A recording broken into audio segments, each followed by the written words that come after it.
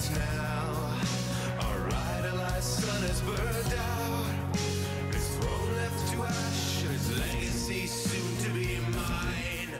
Hollow life, new rebirth, set forth the soul consumed by the earth. Burn it down, that's to die, laden with monstrous souls deep inside. Sacrifice into flame, now fans killing, they all burn the same. All to stay off the end, our question is sinner's desire to let there be fire again.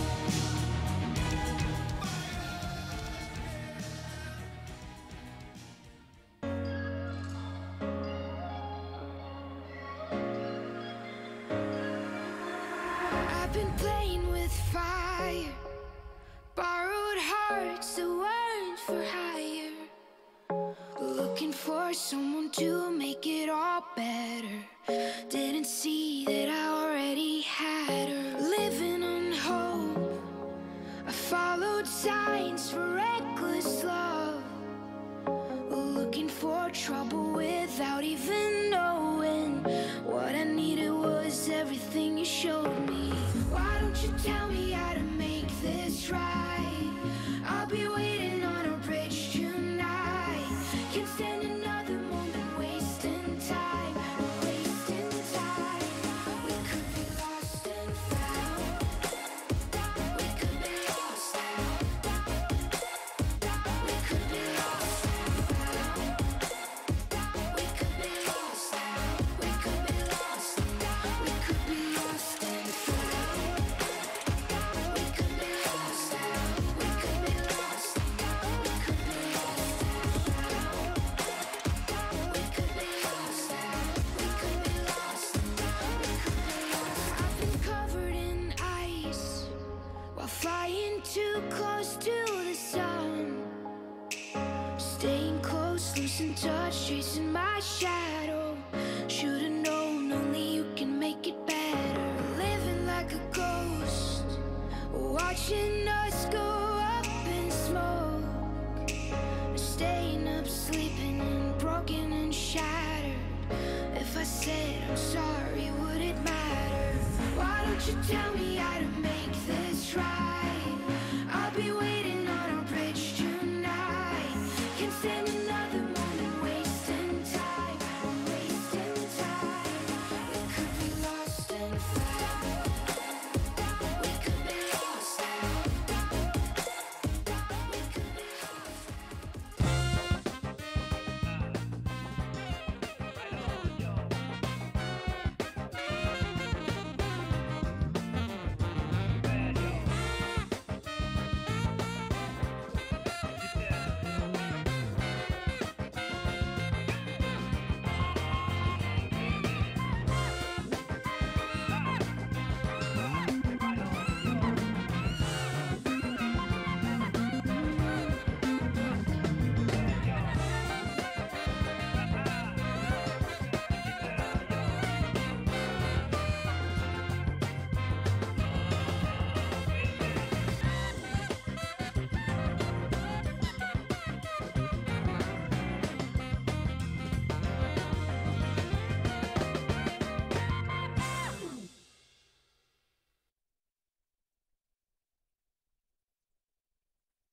K와 센츄리온 1인칭 강자님의 모임. 네, 여기 맞붙는데요.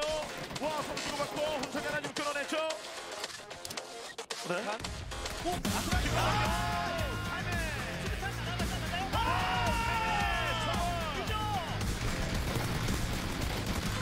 하나 기절.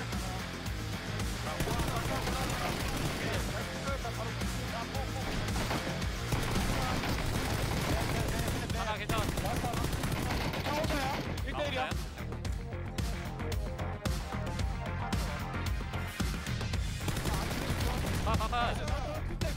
나 투스택이야. 왼쪽 호나 형.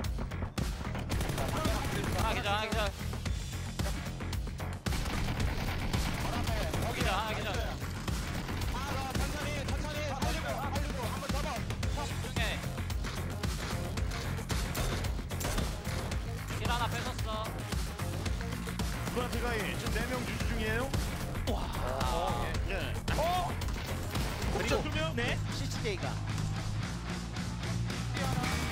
하지만 한 미들. 야, 풀집에 셋. 푸시. 왼쪽에. 컷. 아, 이거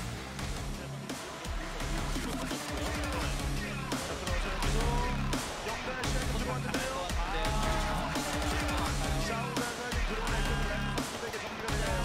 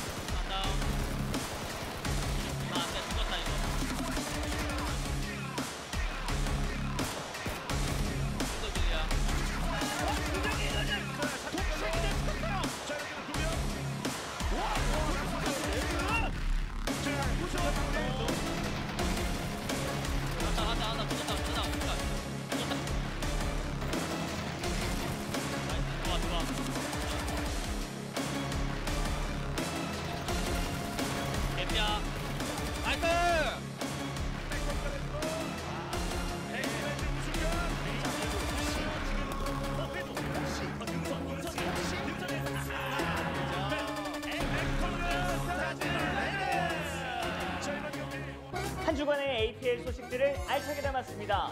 보이의 보급상자. 지난 6월 15일 APL 시즌2 5일차 A조와 D조 경기에서 로켓 인브가 APL 시즌 최초로 3연속 치킨을 획득했습니다. 또한 18일에 있었던 6일차 경기에선 정규 시즌 1위를 놓고 상위권 팀들이 치열한 접전을 벌였는데요. APL 시즌2 3주차에 대한 소식들과 와일드카드전, 결승전에 대해 지수보이의 보급상자에서 조금 더 자세히 다뤄보도록 하겠습니다. 젠지골드가 기록한 2연속 치킨이 불과 일주일 만에 깨졌습니다. PWM의 우승에 상승세를 APL까지 이어온 로켓인브. PWM에서 우승 트로피를 들어올린 로켓 인부. 네, APL 내에서는 지금 저조한 성적을 지금 기록하고 있거든요. 와! 브레이크를 걸게 아니고요. 자, 기노와. 1라운드부터 3라운드까지 무려 3연속 치킨을 기록. 종합 포인트 1610점으로 하위권을 기록하던 팀이 순식간에 2355점을 추가하며 종합 순위 3위로 우뚝 올라섰습니다. 6일차 경기는 OPGG 레인저스가 각 라운드별로 1, 2, 3위의 고른 성적을 거두며 6일차 1위를 기록하긴 했으나 젠지골드의 정규리그 1위 기록을 막을 순 없었습니다.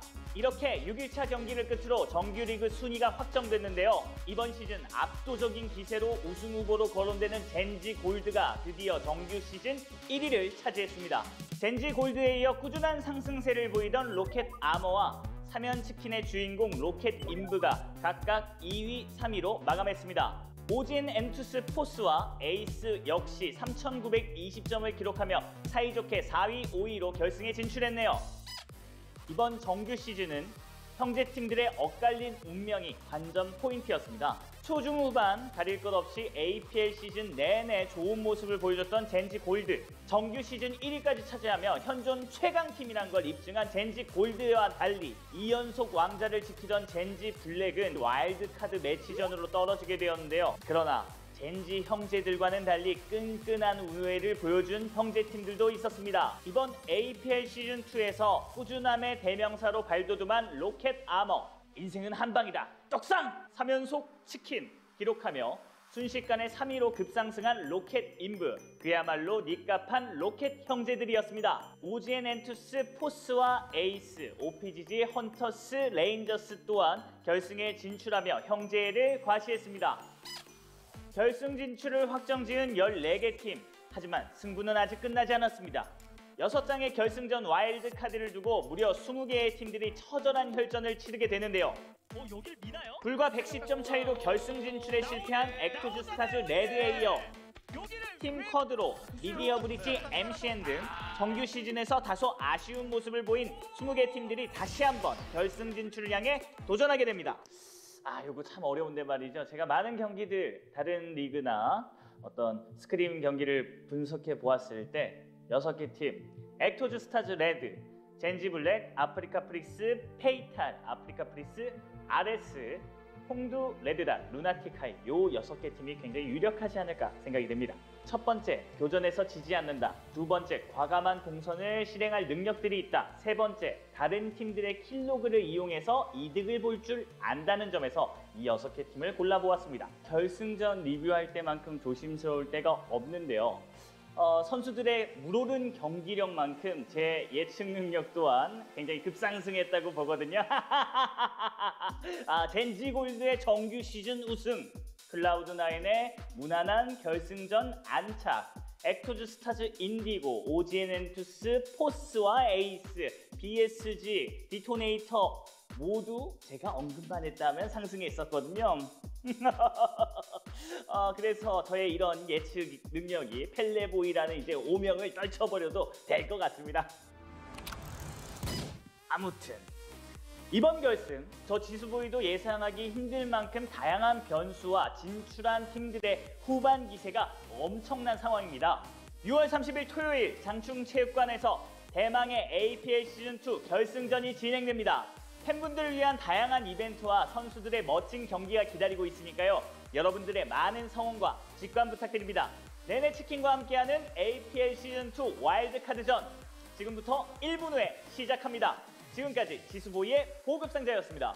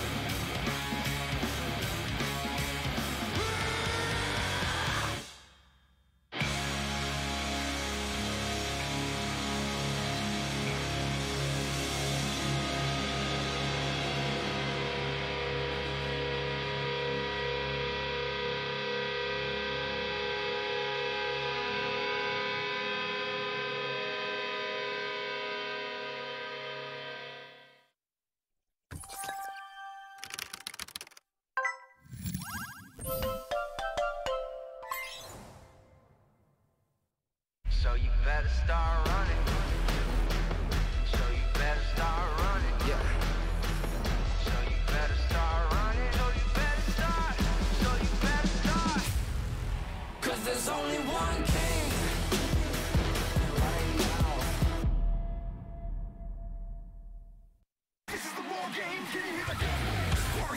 Welcome back, ladies and gentlemen, to the KT10 Giga Arena. We are done with our regular group stage part of the season. We've already eliminated some of our teams, but today even more will be eliminated, or will drop down to the second wildcard phase on Monday. It's starting to get a little bit crazy paper thin because we are getting very close to the APL Season 2 finals. Yeah, you're exactly correct, Rapid. There's only a few spots available today, 4 to be exact, that will move on to the finals after today's round. Then on Monday, we'll have 16 teams, and only 2 of those teams get to the finals. 2 out of 16. That is just not great odds. No, those are not good odds, so you really got to bring your best PUBG action today. And if you don't make it today, then you really got to bring it on Monday. Well, yeah, even 4 teams making it out today is just not that great a percentage chance, so you can't rely on just being lucky. You have to, this is where if you have any chance of getting to the finals, you really, really have to make it count. We've seen some very, very strong teams come out on top during our group stages.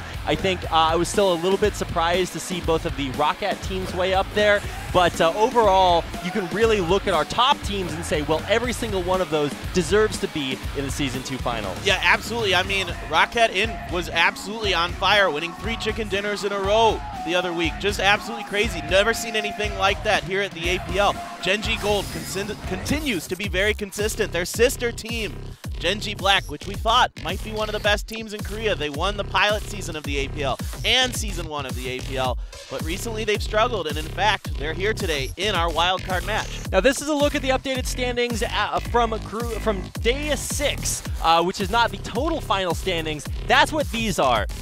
I'm glad I'm on time with with the slides. But it totally timed that perfect. Makes total sense to see Genji Gold up at the top. They've looked just insane. Roccat Armor coming in there in second place is maybe a little bit surprising, but the real surprise is Roccat Inv, who come in after last season just not really looking like they deserve to be here. They win PWM, they come out, they get 3 chicken dinners in a row, and they dominate up to a 3rd place finish. Just an incredible season for them. Yeah, we should definitely talk about both of the OGN teams, especially Force. And Entis Force has been a team that has struggled from time to time, but they had an absolutely monster day 3 where they got a ton of kills and a chicken dinner.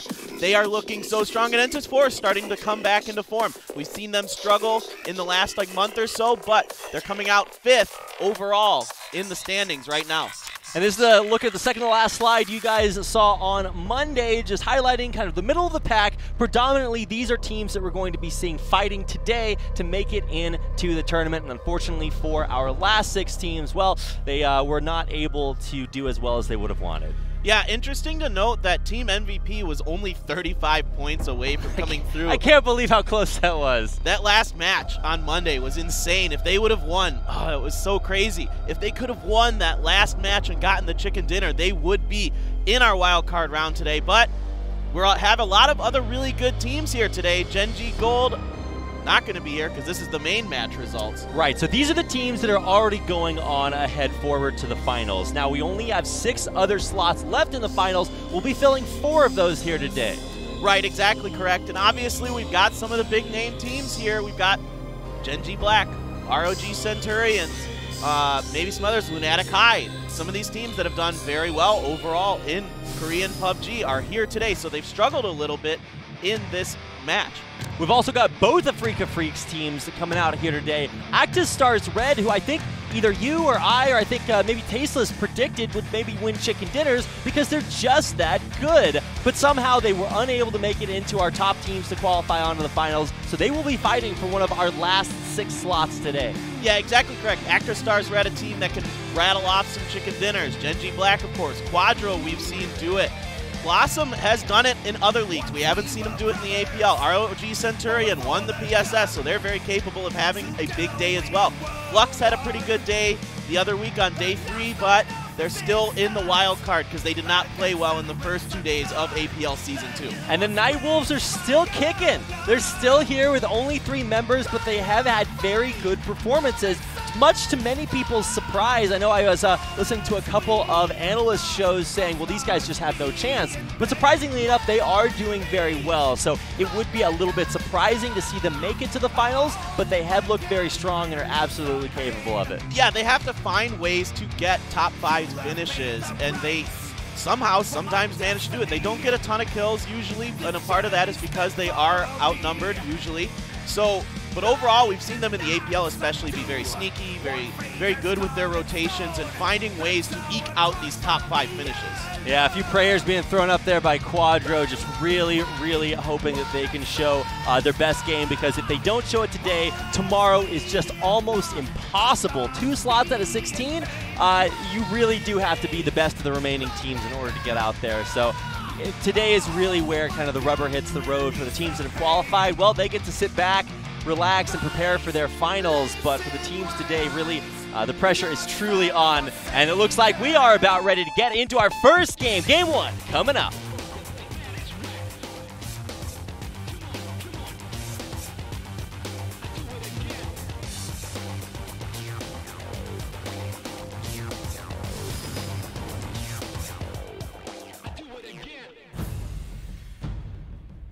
And away we go, FPP on Miramar, just like you're used to all season long. And of course, a big thanks to our sponsors for making all of this PUBG carnage possible. All right, we got to make our predictions.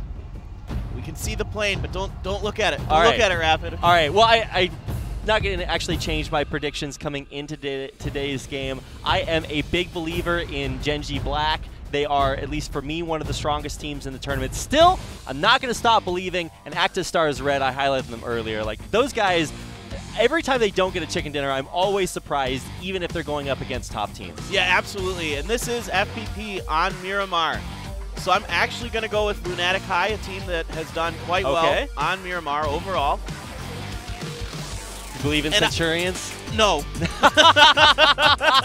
Okay. I mean, they looked like they were having fun in the studio earlier, so maybe they're in one of these moods where they're going to have a really strong day, because they do that every once in a while. I'm also going to go with Genji Black. Okay. All right. I mean, I believe you were one of the ones that had a lot of faith in them earlier, and it just was such a struggle. But let's actually get into the game and talk a little bit about what this path looks like. It is a northeast to southwest path. It's pretty even no matter where you want to go. Maybe Alcantara and Puerto Paraíso are both pretty far afield, but by and large, you're actually going to be able to get to where you want to go. It's not like it's very polarizing. Yeah, the only team that might struggle here, depending on where they drop, would be ROG Centurions, but actually Centurions are dropping in Al Azahar, which is not their usual drop location. We've usually seen them drop Puerto Paraíso.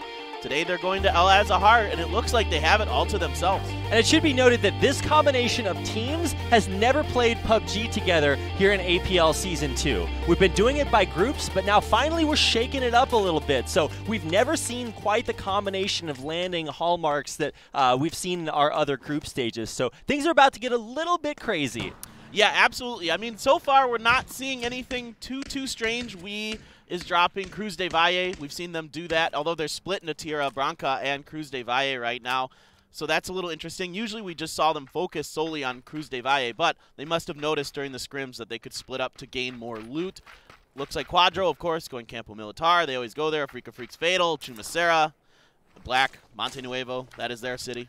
Yeah, at least it looks from the map that we can see that Kongdu, Red Dot, and Media Bridge Gaming both dropped on top of each other, and Style and Aqua were actually trading hit point damage there. So that was a pretty aggressive start, but I'm glad that we're following AG right here because they have dropped right on top of Sandbox Recon. Well, and AG has been a surprisingly strong team, especially in terms of kills in the APL. They're averaging. Yeah, here's that fight I was talking about earlier. Style going right after Aqua, and I think Aqua should be able to escape, but man, a 4x to AK just right off the bat, that is very lethal. Yeah, that's a really nice start for Style. He's got Aqua on the run. Now, if Aqua's going to need a gun, Aqua might opt to just run to this God building and hopefully he can get something out of it. The cement structures obviously have very good loot if you've played Miramar. Well, he doesn't have the rest of his teen hunger force along with him, so of course very, very weak at this point. And oh my god, he gets knocked at long range. That's that 4X early on, just so powerful. Yeah, some really nice shots from Style there, getting the knock. Fortunate to get the 4X scope as well on top of that AK. Made it count, got the knock on the Aqua. That will most likely be the end of Aqua. It looks like his teammates are a little far away, and they might not be able to get there in time. Yeah, no friendship in the world is strong enough to save Aqua right now. Short of a parachute coming down and whisking him up into the air away, no, that's not going to happen. So he is out of there as our first casualty. Media Bridge lose the first player, and that's definitely not the way they wanted to start out. Yeah, absolutely not. Definitely. I mean, what's even worse about it is they go up to Alcantara, way up in the northwest corner. So they're one of these teams that likes to go to these extremities of the map, and it's harder to make your rotations in. Let's just be honest. I mean, the circle is favorable to them this time since it is a southwest circle. But I'm sorry, a west circle. It's mostly Midwest.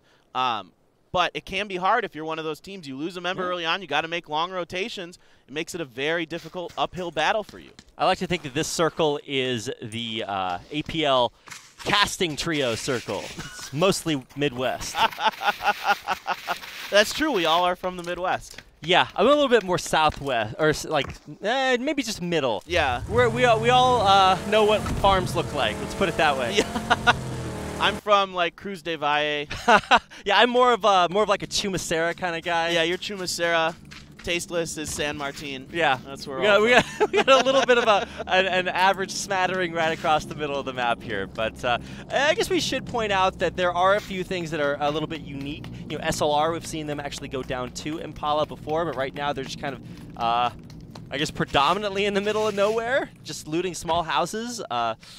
I'm not sure exactly why they wouldn't just get in a car and go all the way down there. It looks like Gak might be heading down there, but we still have our standard quadro at Campo Militar, Team WE right below them, Blossom at Torre Ahumada, so it's not really a big surprise. Yeah, I think SLR might have just not been able to find a vehicle right off the bat.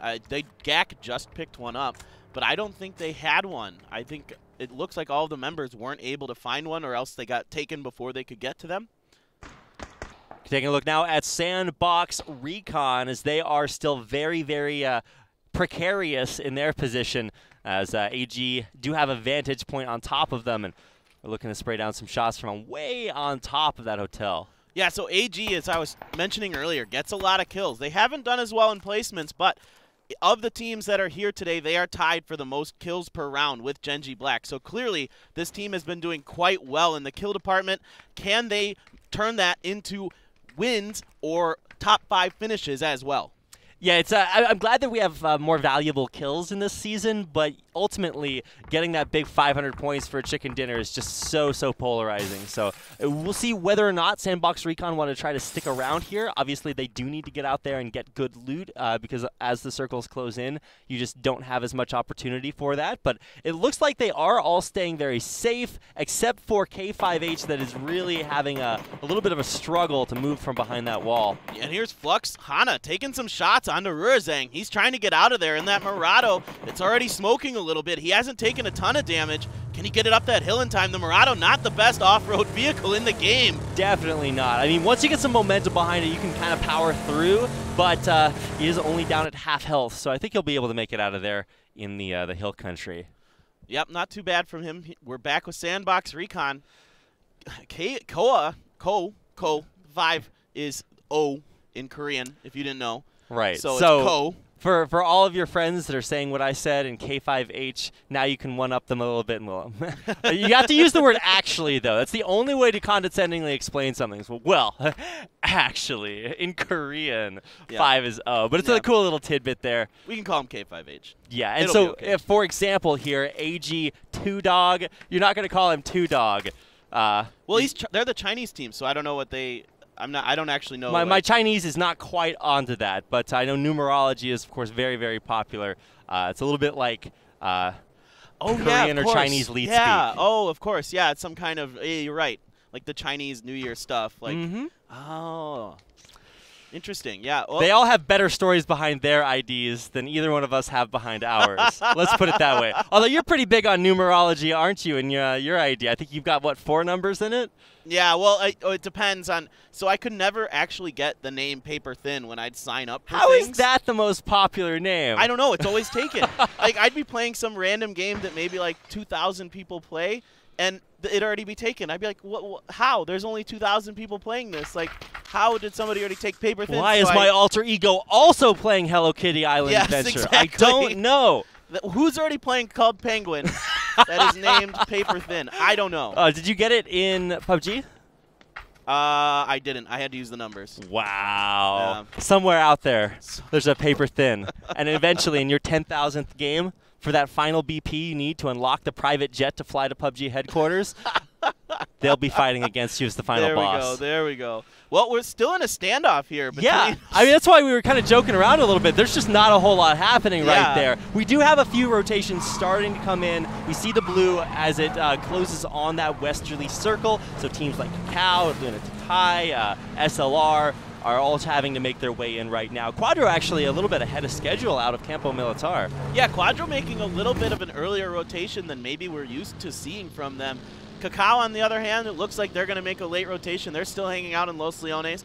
SLR is making their rotation around the north, so they started down by Impala and are opting to make a northerly rotation this time. But most of the other teams are already pretty much in the circle, so we haven't seen a lot of action. Most of the teams were able to safely get in, and we'll see how this pans out. It'll be very dependent on where the next circle goes. Should be plenty of time for all of our teams outside the circle to get in. Maybe Lunatic High might be in a little bit of a crazy spot up in the mountains, but let's take a ride with KDG as the ghillie suit try to get safe. Voichi actually getting very, I guess he took some lucky shots, put it that way, but he's trading it right back. Those are some long shots there. That's got to be at least 400 meters. Looks like are they going up against Black there? I mean, if there is a team that can land those long shots back at him, it would be Black. I would say that Esther, Sexy Pig, Grammatic, and Unroot, this is a team that has championship experience, right? Last season, they came in and just dominated. This season, though, they have struggled to keep up with the ever-changing nature that is PUBG. Yeah, it just feels like their method of playing the game is kind of not as effective anymore. They used to do a lot of like 1-3 splits with Sexy Pig going out, who was their main play caller. Right. And we see Gold do this as well, but for whatever reason, Black wasn't able to make it work as well as Gold has with Simpson. Simpson's on that next level, man. He really has leveled it up. So we'll be able to compare and contrast. Maybe if they do qualify for one of our last 6 spots, we'll see both Gen G teams in the finals. But let's take a look at Lunatic High Flux. They're at a very good kind of crux. The warehouse that they're in right now is kind of surrounded by gateway roads that really open up access from different parts of the map. But this is, we're about to see our next circle as Lunatic High finally get back on the road again and into what is going to be our next circle, which is actually going to be on the eastern side of this western circle. Okay, so yeah, there's only 2 teams really outside of the circle. Lunatic High, they're just getting in. Cacao is coming behind them near Valle del Mar, as you can see on your map there in the southern part of the screen. So this is what we're used to seeing from Cacao. They never have really been able to make these late rotations work, but maybe today's their day. Lunatic High, a team we've seen do very well in the APL. In fact, I picked them as one of my teams to get in the top 8. Okay. They're good on Miramar. That's true. You know, neither one of us picked Quadro, but I think I picked Acta's Stars Red, and so they are actually just now rotating through El Pozo into this circle. But this is Gen G Black, a team that we should really highlight. You put your predictions on them, or one of them. Yep. But they are having to run right by QM, who are trying to throw some shots their way. Unroot going to get out already, but Hana is right on top of Grammatic. Oh boy, they're stuck in between 2 teams here. QM, the Chinese team, and Lunatic High Flux. They're going to have to push through. Sexy Pig getting knocked by Retry. And Grammatic's below half health here. Mira might just decide to push up on him. Hana coming around the other side might have a flanking opportunity too, man. Grammatic is just, not in a great spot. Oh no, this is, Grammatic. He could get grenaded here, depending on how well that's cooked.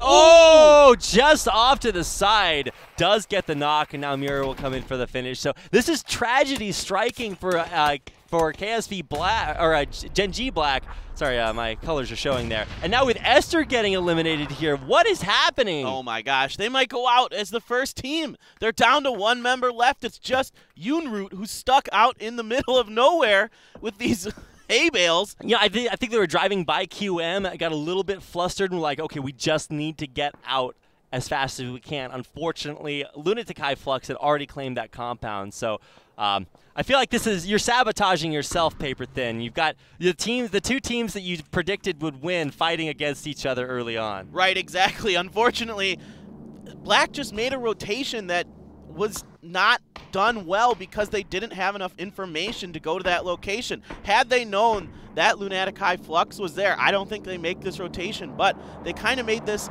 blind, I suspect, because there's no way they would have drove through both of these teams like that. Oh, I'm sorry, did you predict Lunatic High or Lunatic High Flux? Lunatic High. Oh, okay, okay. So it's not as bad as I thought it was for your predictions. Sorry, I thought I heard you say Flux earlier, but I'm glad that we could get that clarification down. Might have to go back to watch the video just to make sure. No, but honestly, QM are doing a great job here. They're in a good spot right now. I think they're actually in position to, I forget, who is that way out in the field right by QM? Was it still Unroot? It might have been. I didn't catch who the second team today was. Yeah, Unroot's out there. Okay, so it might Bridge Red. Be him. He's maybe a little bit paralyzed. But let's hop on board Hulk, a team that I predicted to do very well. He does have that M24, which is, of course, no longer a crate gun. He's making good use of that, able to really pin people down at very, very long range. Yeah, this whole team is capable of just absolutely going nuts. We've seen them get many chicken dinners across all of the PKL leagues. So they are capable of absolutely ripping off some very good games. Here are some of our kill leaders after day 6 that are here today. Invincible for Team Wii with 20 kills. Wookie with 18. Sexy Pig, we see him get a lot of kills, but he's already out today. Rapid, he's gone. That's really going to kill his average. You do have to be very, very consistent to have these high kill numbers. And for Team WE, I am very impressed with how well and how consistently they have played. I wouldn't be surprised to see them in, but it's just such cutthroat competition here. As we get a chance to see our next circle close in, where is this going to be? I feel like we do really have a good distribution of teams across this circle. So for half of these teams, it might just be a little bit difficult. And oh, it is actually a southeasternly circle centered on a crate right down there below power grid. So this is going to be maybe a little bit difficult for teams like SLR, Quadro, WE to get down into. Yeah, there's so many teams on the northern half of this circle. It's going to get really clustered as they try to make their way in. If Lunatic High opts to just go to the south, they should have a safe entrance into this circle. Oh, Star-Lord actually running into the barricade. I guess, is that where they want to set up, or did he not know those cars were there? Maybe he might have just like overestimated the speed of the car. Like the brakes are really bad on those things. Nobody's getting knocked off motorcycles. That's all I can say. So but still a good day. But QM's running over one of their teammates somewhere in the background. Yeah, I spoke too soon. The caster curse continues. Okay, well, Lunatic High have had Flux have had a great game, kind of dominating Genji Black as they ran through, but they might actually get a little bit of company here as ActiStars Red actually run right by Sandbox. Or is it Media Bridge? Well, I like what ActiStars Red is doing here. It looks like they're trying to get into the southern part of the circle. They're going to have to drive through Media Red. Getting knocked. Kongdu Red Dot in a very, very difficult position. They are right in the upper, or the northeastern corner of this circle as so many northern teams try to push right through them. Whoa. Nice dodge there. Pappy Rio having some fancy feet, and he'll stay alive a little bit longer. Yeah, this is interesting. Ghillie Suit here is kind of stuck in between their sister team, Kongdu Red Dot and Blossom, having some fights. They've got the high ground, and they've got some cover there. So a nice position for them to be in to kind of play gatekeeping here. But they are going to have to kind of make their way into the circle. They're very close to it, but they're not quite in. That's they are in. I'm sorry, they are in. It's Kongdu Red Dot that's not in. That's true. So both of our Kongdu teams kind of close to each other, but with Ghillie Suit having the much better high ground position on top. Smoke going down there. Aldog has to change because he doesn't want his buggy to blow up. Oh no, and all four members of SLR are rolling up on Aldog. All dog, are you up dog or down dog? We're about to find out. He gets a little bit of health damage and just is going to get shot in the back. Oh, he's just taking too much damage. This is just going to be terrible. Also, at the same time, SLR are battling Blossom. They take out 424, and actually, this could be a tragedy here. Looks like All Dog almost gets killed by that flaming buggy rolling down, but SLR should just be able to blow up his car and himself along with it. Yeah, All Dog knocked. It's up to CCJ. He's over there. 424 is knocked as well. SLR making a really strong push here. They got to stop to heal for a second, but they've got that blown up vehicle. CCJ taking some damage, though. He's about to go down. He's got smoke on his side, but I feel like they'll just guess right through it, and he does get killed off their Blossom. Our first team to be eliminated. Now SLR taking some damage. They got to move because Kongdu Ghillie Suit is still up on that hill. They've got sick high ground advantage. They were actually using it kind of to their sister team's disadvantage. Red down there at the bottom of the hill, but let's find a look at our next circle. Oh my God, this is tragedy. What? No team in this circle, and he's about to get into it. I guess the Freaks are just barely. But this is a terrible spot for teams like Kakao, who are still outside the circle, and we way up there. Media Bridge, have they been in this whole time? I don't know what Media Bridge Red is doing, but they made the right rotation here. If they want to, they could get safely into a compound, no problem. Meanwhile, we're seeing a battle between ActiStars Red and Lunatic High. Two members of Lunatic High already knocked. One member of Acta's down. Stars just rolling through. They are just dominating this compound. Lunatic High thought they were in a good position, but it looks like they might just get rolled over here. Both teams doing so much damage to each other right now, trading knocks and kills. One member of ActiStars Red already down. I believe one or two members of Lunatic High are down as well. Yeah, one. Conan's down. Asran, the last surviving member, left alive, so he is maybe going to try to sneak carefully away here. I think Conan... yeah, he's just going to get taken out here. Yeah, I think Asran's got to get out of here. It's a 1v3 at this point. He's got to know that. There isn't a lot he can do.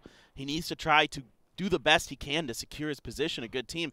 Meanwhile, Media Bridge Red picked the wrong direction to go. Had they gone right, they would not have run into QM and suffered a knock there. Instead, they went left, and now they're in a battle with QM over this hill.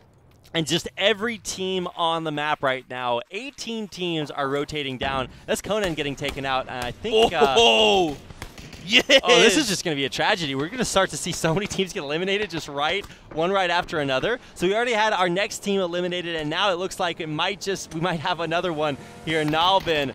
Not long for this world. QM, oh, they're coming in with a vehicle through the smoke. This is a really nice push. They should be able to get the flank here on Media Bridge Red. Can they hold it off? Poppy Rio gets taken out. Yiz trying to do some other shots. Oh, Take just gets taken out of that car, and look at Asran. He's actually still trying to make things work here at the gas station. Well, now he's fighting his sister team, but he gets taken down by Retry, and that's Lunatic High going down in 16th place.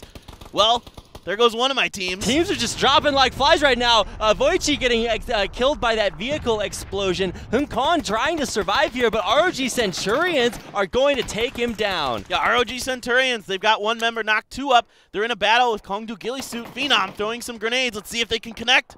Oh, just trying short. to get right behind that hill and stay safe. Phenom, what is that health bar? Oh my God. Does he have no health? No way. He has that 0.2 HP. That is the lowest it can get. That is the most valuable health kit, med kit, whatever you want to call it, of his life. Oh my goodness, the value there. The value is insane. I didn't realize Picado was literally Value Town. This is where they're at right now. Next circle coming through here in just a second, and we still don't have the Freaks Aries or I think it's WE in the SLR circle as well. SLR outside, Kongdu Red Dot outside, Yunroot somehow still alive outside the circle. Yeah, we might see a battle between Quadro and AG here in a second. They're pushing into each other. AG Yuchen trying to get some shots onto Wookie. Can't quite get him to connect. And AG's got all 4 alive here in a very cutthroat circle. They're one of the teams in the best spot, and they're getting a crate dropped right on them, gift delivered. So this is, they paid that extra $3 on Amazon. It's right there. Yeah, Gift wrapped in front of them. Yeah, exactly. Africa Freaks Fatal in a nice position here. They've got a compound on the northwestern part of your circle. You can see them. They're the pink number 7 down there in the bottom. Oh, Phenom getting knocked. Yeah, Rosar's going to try to stay safe there. Gak will get taken out, but up on the high ground, Long X2 drops prone and drops down. Yeah, SLR still, is that it? No, I think that's it for out? SLR. They, I believe they are eliminated. Oh, they were outside of the circle for so long. And there's just too many teams at the top of that circle to get in. Oh, and actually, we've got a firefight going on between AG and Quadro. They're both trying to fight in the same compound, as you can see in the upper right-hand corner of your screen. Wookie, and actually all of Quadro are alive here. They're trying to eliminate AG, and they will! Wow, what a great push by Quadro. 2 of their members are knocked, but if actually, they can knocked 2 of his members with a frag grenade, I believe. Did he? Oh, no. I mean, it's worth, right? Because you Yeah. do still get the enemy kills, but ultimately Quadro had a great breach of that compound. Yeah, we've seen them in the last couple days here at the APL have successful breaches. Before, in other tournaments, I've watched them and their breaches were not very good. They're great at defending. Breaching is something that they needed to work on, and clearly they've gotten better at it. Retry just getting taken out there, as you can see in the kill feed. Hana outside the circle here in a compound trying to hide. Here's Yunroot. We might not see much more of him there, but actually Centurions getting a knock there on Rosar. I think they have one, or the Freaks Aries are about to get taken out here. Wow, Centurions making a really strong push here. They've got 3 members up. That's it. Africa Freaks Aries goes out in 10th place. And meanwhile, Black has gotten into the top 10. Yunroot manages to survive long enough. They are so good at doing this.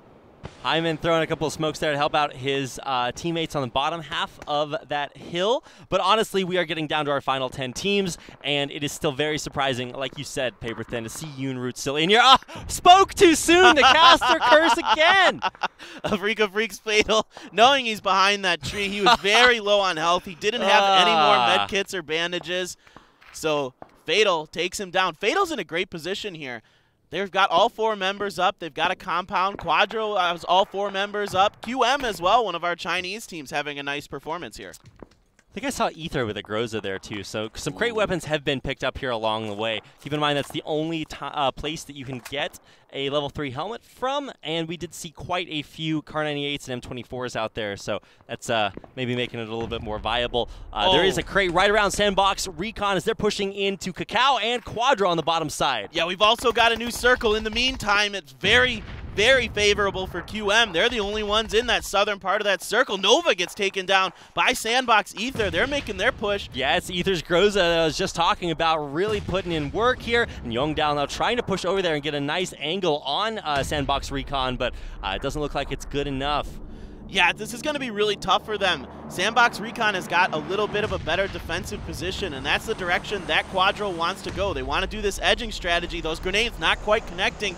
They're already down one member, so Sandbox Recon with the numbers advantage and the defending advantage here. But will another team maybe see Sandbox Recon? Okay, they hear some shots. They're going to push over this hill. That's right. This is the call. They are trying to breach the top of this hill, climb the apex as quickly as they can. Will they be able to get the good enough shots onto Quadro? It looks like their initial attempts are not actually going that well, but they do get a knock on Youngdal and Wookie. So I think Under's the last surviving member here. Yeah, he's the last member up and alive, and I think he's just going to head out. Yeah, Under. Oh, the nade by the truck. Perfect prediction there, and that'll take Quadro out of the game. We're down to our final 6 teams. Now look at this. Nightwolf still hanging on, but Ruajan gets knocked. Zarazong's still up for them. He gets finished off. Oh, and he's going to get a kill here onto Jaime. How do these Nightwolves do it? I mean, I guess it's like, they have less overall surface area than all other teams. I don't know if that's solid logic, but it's good enough to get them in here. Look at our final 4 teams here. Fatal and QM, both with and Sandbox Recon, with all 4 members alive. Yeah, this is anybody's game. All 3 of those teams are going to be able to make it in.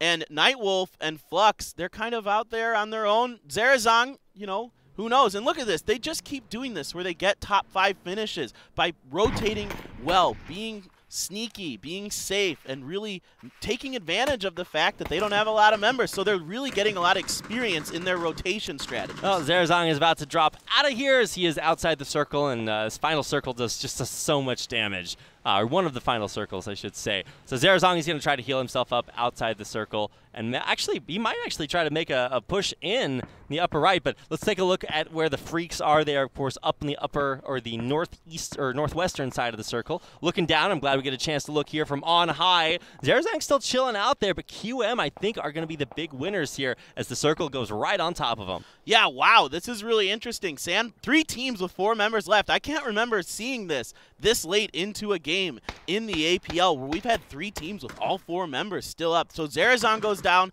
so does Hana. I believe Nightwolves get 4th. Lunatic High Flux gets 5th. So another top 5 finish for the Nightwolves here, and now we're down to our last 3 teams. 3 teams, 12 players, and that is just spectacular. We've got our 3, and they all look pretty kitted out. Like they've got SLRs, they've got M24s, plenty of med kits here as well, and grenades aplenty. So this is just really a matchup between 3 almost impeccable teams. And I can't believe QM is here. This is their best finish all season long. Yeah, QM having a really nice day. Just taking advantage of the fact that they've got the circle. Great rotations for them to stay on the southern side where there weren't a lot of teams and just kind of avoid a lot of heavy combat and able to gatekeep Media Bridge red previously as we saw. So they're doing a good job all around. Positioning, defending. Now they get another chance to defend as Sandbox Recon and AfreecaTV Fatal have to make their way into this circle. Oh, look at that SLR shot. Ether, he's going to drop and heal here in just a second, but this is just impeccable play. Roja also getting a couple of nice shots there off onto Ko. The tires getting popped out on this truck, and even the truck taking a lot of damage. Have to back away and make sure it doesn't blow up. Yeah, a little bit of a potato there from Roa. He had Ko pretty much dead to rights, it felt like. Ooh, that grenade just doesn't quite connect. He's got to rotate into the circle. Starting to close on him. He's trying to buy time, see if he can play a little gatekeeper here, but he's got to run. He's got 3 members. Oh, but he gets taken down. Ether, I thought, had the angle on him there with that Groza, but it wasn't enough, and now Bomb outside the circle is just going to try to heal up, and I think Sandbox Recon will be our 3rd place finisher here in round 1. Yeah, Bomb trying to stay alive, but that smoke goes away, and so does he. QM trying to hang on to their lead. They've got 4 members up, only 3 members up for AfreecaTV Fatal, but this is anybody's game. No, this is actually so close right now. Shadow's got that SKS in a great low ground position. This is a great high ground position here from Yiz and QM. I feel like they're just going to slow roll this into victory. They do have a high ground cover. Can't blow that up. Yeah, Roa gets knocked by a Car 98 headshot. What a nice shot from them. 2 members of AfreecaTV's Aries are not the last member. That's it. GG. QM are your champions. They get the chicken dinner in round 1. What a final performance. Yeah, doing it in style there too. Getting, looks like 11 kills total, so a very nice round for QM. I believe that's the first time we've had a Chinese team get a chicken dinner in Season 2 of the APL. So congratulations to QM. What a way to start this wild card round for them. AfreecaTV Fatal getting 2nd place, Sandbox Recon with 3rd, Night Wolves in 4th. With 3 kills, by the way. 3 players, 3 kills. If they had also gotten 3rd place, I'd say there was an Illuminati conspiracy here, but they're safe in that top 4 finish. And that's what we were talking about coming in here. They are an incredible team, but you know, top 4 is basically what you have to place every game if you want to advance. Right, exactly correct, Rapid. And they're putting on a show, but hey, guys, I think it might be time for us to go to a commercial. We'll be right back with more APL action.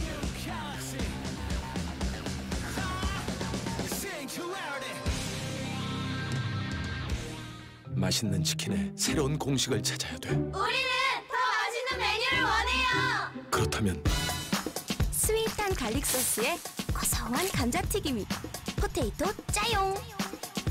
홍천고추의 매콤함과 감칠맛이 살아있는 핫블리 치킨. 바삭한 치킨 위에 진한 치즈 가루가 듬뿍. 스노이 치킨. 3가지만 완벽한 치킨을 위한 맛있는 공식이야. 그럼요, 당연하죠, 내내 치킨.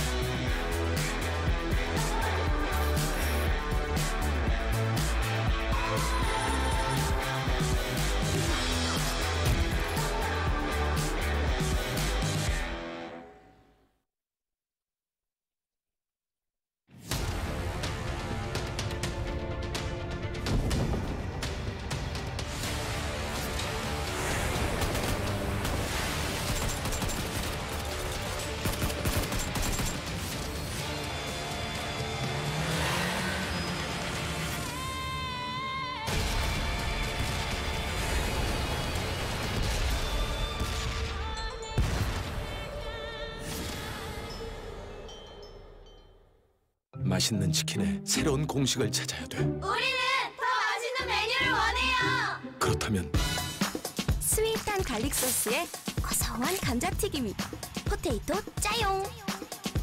홍천고추의 매콤함과 감칠맛이 살아있는 핫블리 치킨. 바삭한 치킨 위에 진한 치즈 가루가 듬뿍. 스노이 치킨. 3가지만 완벽한 치킨을 위한 맛있는 공식이야. 그럼요, 당연하죠, 내내 치킨.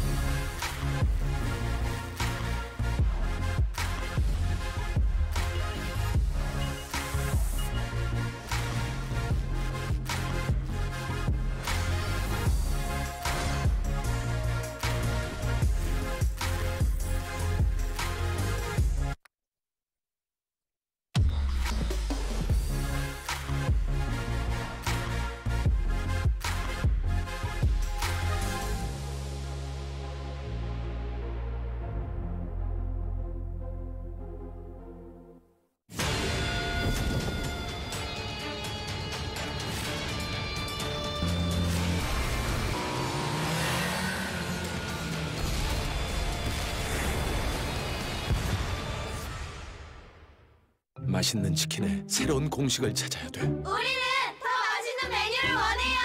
그렇다면 스윗한 갈릭 소스에 고소한 감자튀김이 포테이토 짜용. 홍천고추의 매콤함과 감칠맛이 살아있는 핫블리 치킨. 바삭한 치킨 위에 진한 치즈가루가 듬뿍. 스노이 치킨. 세 가지만 완벽한 치킨을 위한 맛있는 공식이야. 그럼요, 당연하죠, 내내 치킨. It's my time now. No need to promo or a countdown. I'm moving fast, far away from my ground.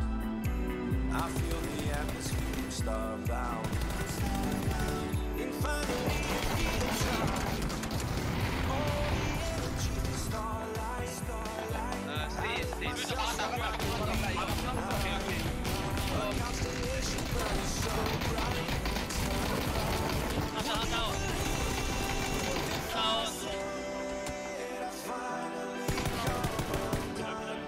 눈치 봐, 천천히. 기다. 아, 그치. 바퀴, 파운드 올 거. 하나 기절. 하나 기절.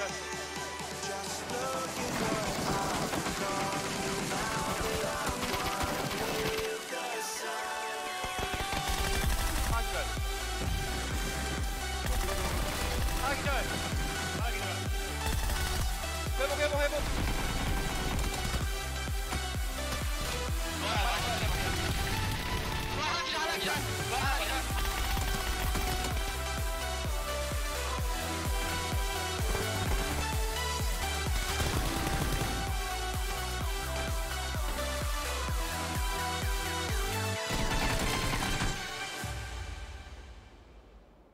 So you better start running. So you better start running. Yeah. So you better start running. So you better start. 'Cause there's only one king. Right now.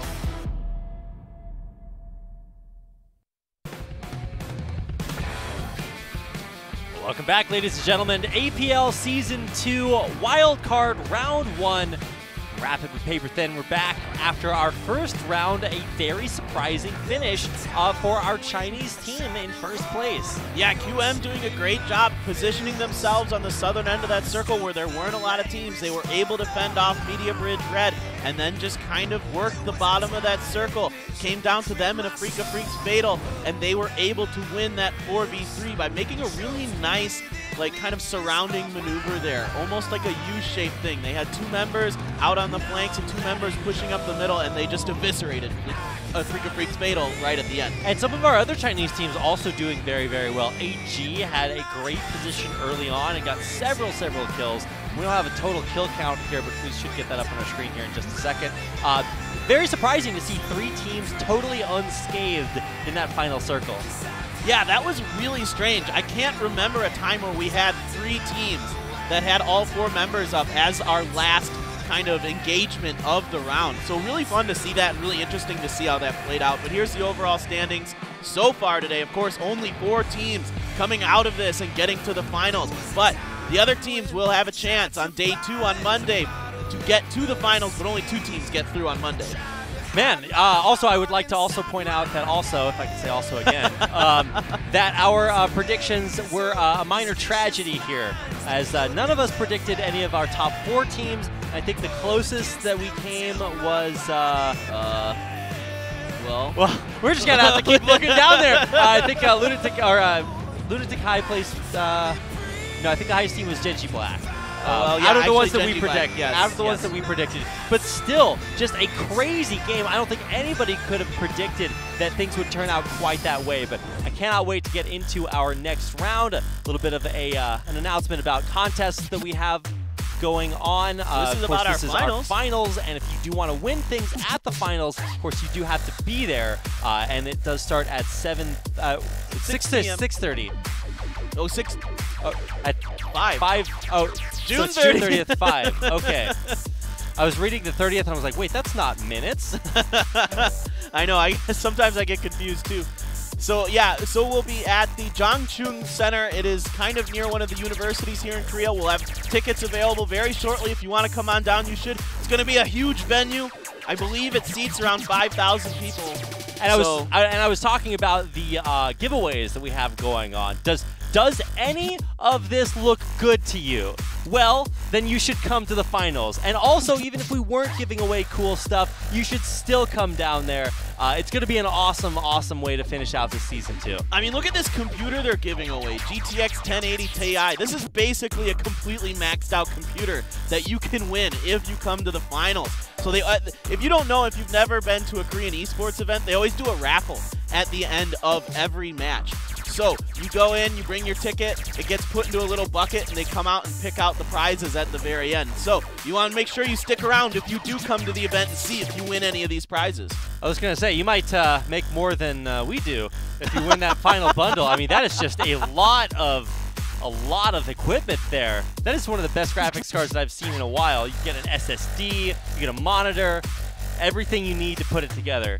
Yeah, that's pretty incredible. So it's like, I think it's pretty much what the pro gamers play on in the APL. Yeah, I believe it's the computer they use. So you can win other cool stuff as well. It looks like keyboards, headsets, mouse pads. Those are mouse pads up in the top right there. Those are those big ones that lay across the table. The mouse mats, that cover everything, which are very, very nice. So definitely want to make sure that you come down, if you can, to the PUBG finals here. And of course, if you want to keep up to date with maybe what the dates are, maybe you didn't catch that slide, well, then just follow AfreecaPUBG on Twitter. I think it is Africa_pub, or is it's what is the PUBG Twitter for Africa? I think it's AfreecaTV_PUBG. Yeah, got it. So they have a Facebook page as well if you search for APL. I think it's just APL Africa or something like that on Facebook. They have a page. So there's a lot of different ways that you can get this information. If you happen to be in Seoul or you want to make the trip to Seoul to come watch it, it's going to be an exciting event. Oh, yeah. Any esports event you come visit in Seoul is great. And I think probably more so than a lot of them, PUBG finals are just really huge spectacles because you just have this huge infrastructure for seats for all of the players, all of their PCs. You said it's in a huge arena, so just absolutely something you should come down. And Seoul's a pretty good city anyway, so you can get to do some cool sightseeing along the way. So highly recommend that you do come down here, but it's probably going to be easier for the fans to get into the finals than it will be for our final 6 teams. Yeah, you're absolutely right. We're only getting 4 teams that are coming out of it today. Now QM setting themselves up very well, getting a chicken dinner and the most kills. So they're looking strong. Now that sets a lot of pressure on them, right? Because you have to be one of the top 4 teams. So if you place first place game 1 and then last place for the next 3 games, well, it doesn't matter anymore. Right. So consistency is key, and you have to overall be one of the top 4 teams after today. And then on Monday, you have to be one of the top 2 teams. 2 teams. So, you know, ideally you would want to be one of the top 2 teams all season long, but none of the teams in that final wildcard match have been top 2 teams. Right. So it's just very surprising to me to see so many teams have to struggle to perform not just well, but better than they have before. Yeah, absolutely correct. I mean, it's a really difficult thing to do, to come in to this wild card round. There were 14 teams out of the 40 teams we had here in the APL that just made it to the finals. It's not quite half, but you feel a little, especially if you're a team like SLR or Genji Black that were really close and just didn't quite make it to that final round. Now you have to struggle and fight again and try to be a top 4 team out of 20 teams. You're trying to be top 20%. That's really difficult to do for any team on any given day. So I think it's really exciting to see this because it really puts so much pressure on these teams. And I like to see how they perform. QM doing a great job. AfreecaFreaks Fatal had a very nice round as well. Somehow, Genji Black gets a top 10 finish despite disaster early on when they lost 3 members. So it's shaping up already. We've got 3 more games. We're going into TPP on Miramar. Predictions? Okay, so for predictions this time around, that is just really difficult to do. I want to say Lunatic High. I'm going to steal your pick from last game. They looked really, really good.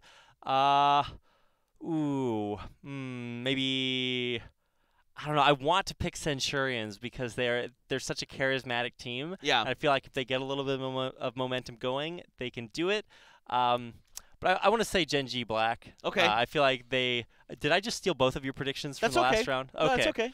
I think those are solid Well, I saw picks. Gen G Black perform, and I'm like, okay, well, wow, they actually look really good. And granted, they got totally busted early on, but then they still survived. I'm like, okay, any team that can do that is going to finish high regardless of if they can get a lot of kills. Yeah, absolutely. I'm totally with you. I mean, I'm not going to pick Lunatic High or Gen G Black this time, Okay. but I have a lot of faith in both those teams, especially Lunatic High on Miramar. They've been pretty strong overall. It seems to be their better map. Usually they've gotten most of their chicken dinners on Miramar.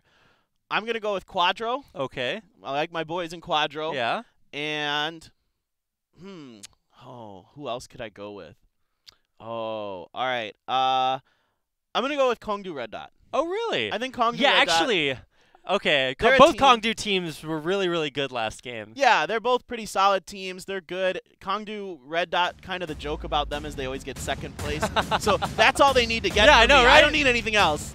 Man, I almost would have picked Nightwolves because I almost did. I that was is- this close. They just continue to impress. Now, we are about ready to get on to our second round. This will be TPP on Miramar, so we're switching it up maybe just a little bit. And I'm not going to spoil anything about our starting map, but it might look pretty good for you, Favorite Dan. All right. Give our viewers maybe a little bit of a hint, a teaser. This is, the words I'm saying are like the sprinkling the salt meme. Yeah, there's the they're team I picked, Red Dot, right extra there. flavorful. Yeah, they look super good. It kind of felt bad to see them fight off against their sister team Ghillie Suit there. Right. But if they don't meet up against them, I think they do have a good shot. Yeah, absolutely. They were doing a good job kind of gatekeeping some of those other teams, but then there just were too many teams that were trying to get into that position. This is our open bracket team, SLR.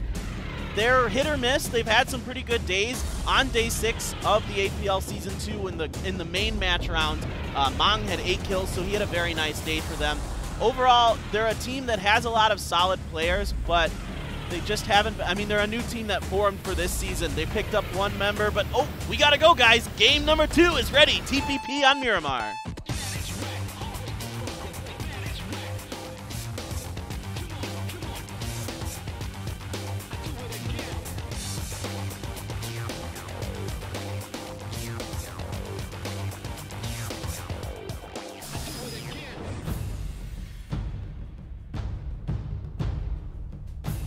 And here we are, round 2 starting up here.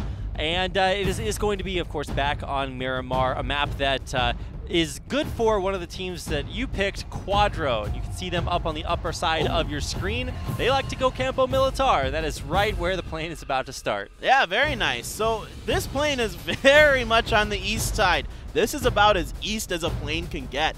It's not even going to cross over most of Los Leones. It's just touching the eastern edge of Los Leones. So all these teams that want to go on the western half of the map are going to have to fight over vehicles possibly. We could see some teams fighting around San Martin or other areas to try and get vehicles early on.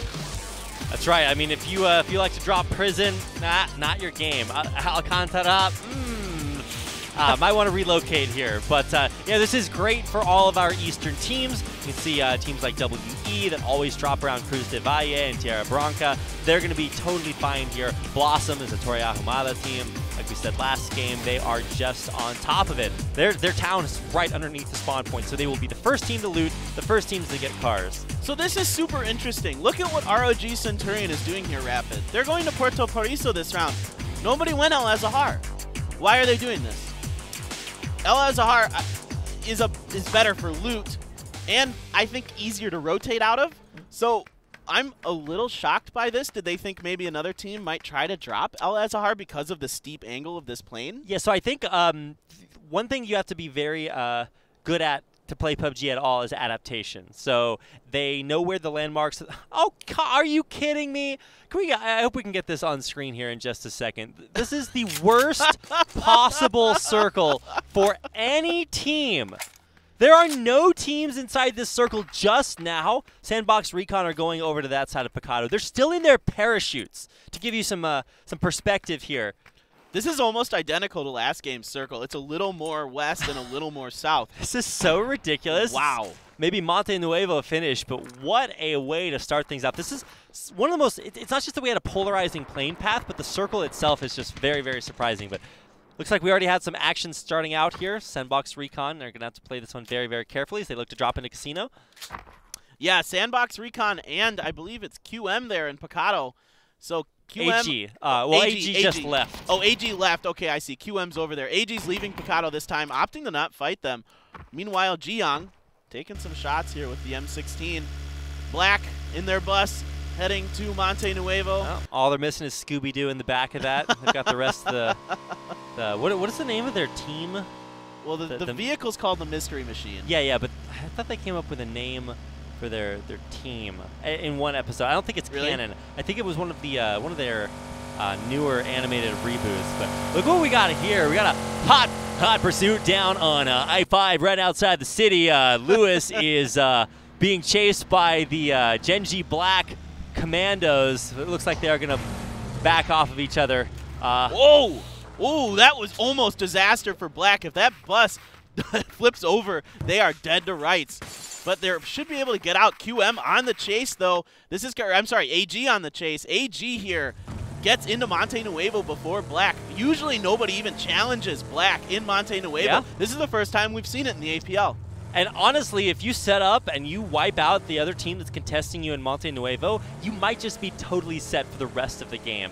The only other team that's really looting inside the circle right now is the Africa Freaks Fatal, who are down to the southeastern side. But this is going to work out really well for either Black or AG. Yeah, AG Andy trying to chase Esther. We saw two members just before this, a Media Bridge Red knocked. We didn't quite get the reason for that, but AG Andy trying to run down Esther here. Esther, he's running. I don't know if he even has a gun yet. He's just running across an open field right now. He's gonna die. There's no way. No, Esther. I mean, run for the. Okay, he's not gonna actually make it much longer. Yeah, this is just AG Andy opts to even switch his scope there. Once again, Black losing members early here. Yeah, this is a tragedy. Now, I mean, this doesn't mean that they're going to finish in low placement, but look at Media Bridge. What happened down there? Whoa, okay, you got to put the brakes on that thing. Oh! Wait, are they just barely too slow? Died. They just didn't get there in time. Wow, that is heartbreaking. What happened to Media Bridge Red? They're all alone up by Alcantara. Okay, no, I saw it. I saw the motorcycle. Okay. I was looking for it. I was like, the only one thing could have happened here, and that is a motorcycle. So off of careless driving, I mean, you can't really say careless because sometimes just random tragedy strikes, but honestly, if you're here and one of the last chances to qualify for the finals, you got to make it count. Yeah, absolutely. And, you can control the motorcycle in the air. You can set a key to allow you to, kind of turn it from side to side, front to back, and that kind of thing. Style. I thought that he was actually much closer, but my depth perception was a little bit off. Well, he's still got some shots in there. Noongil's already taken some damage. Oh, he opts to back off. Ooh, Day1, though.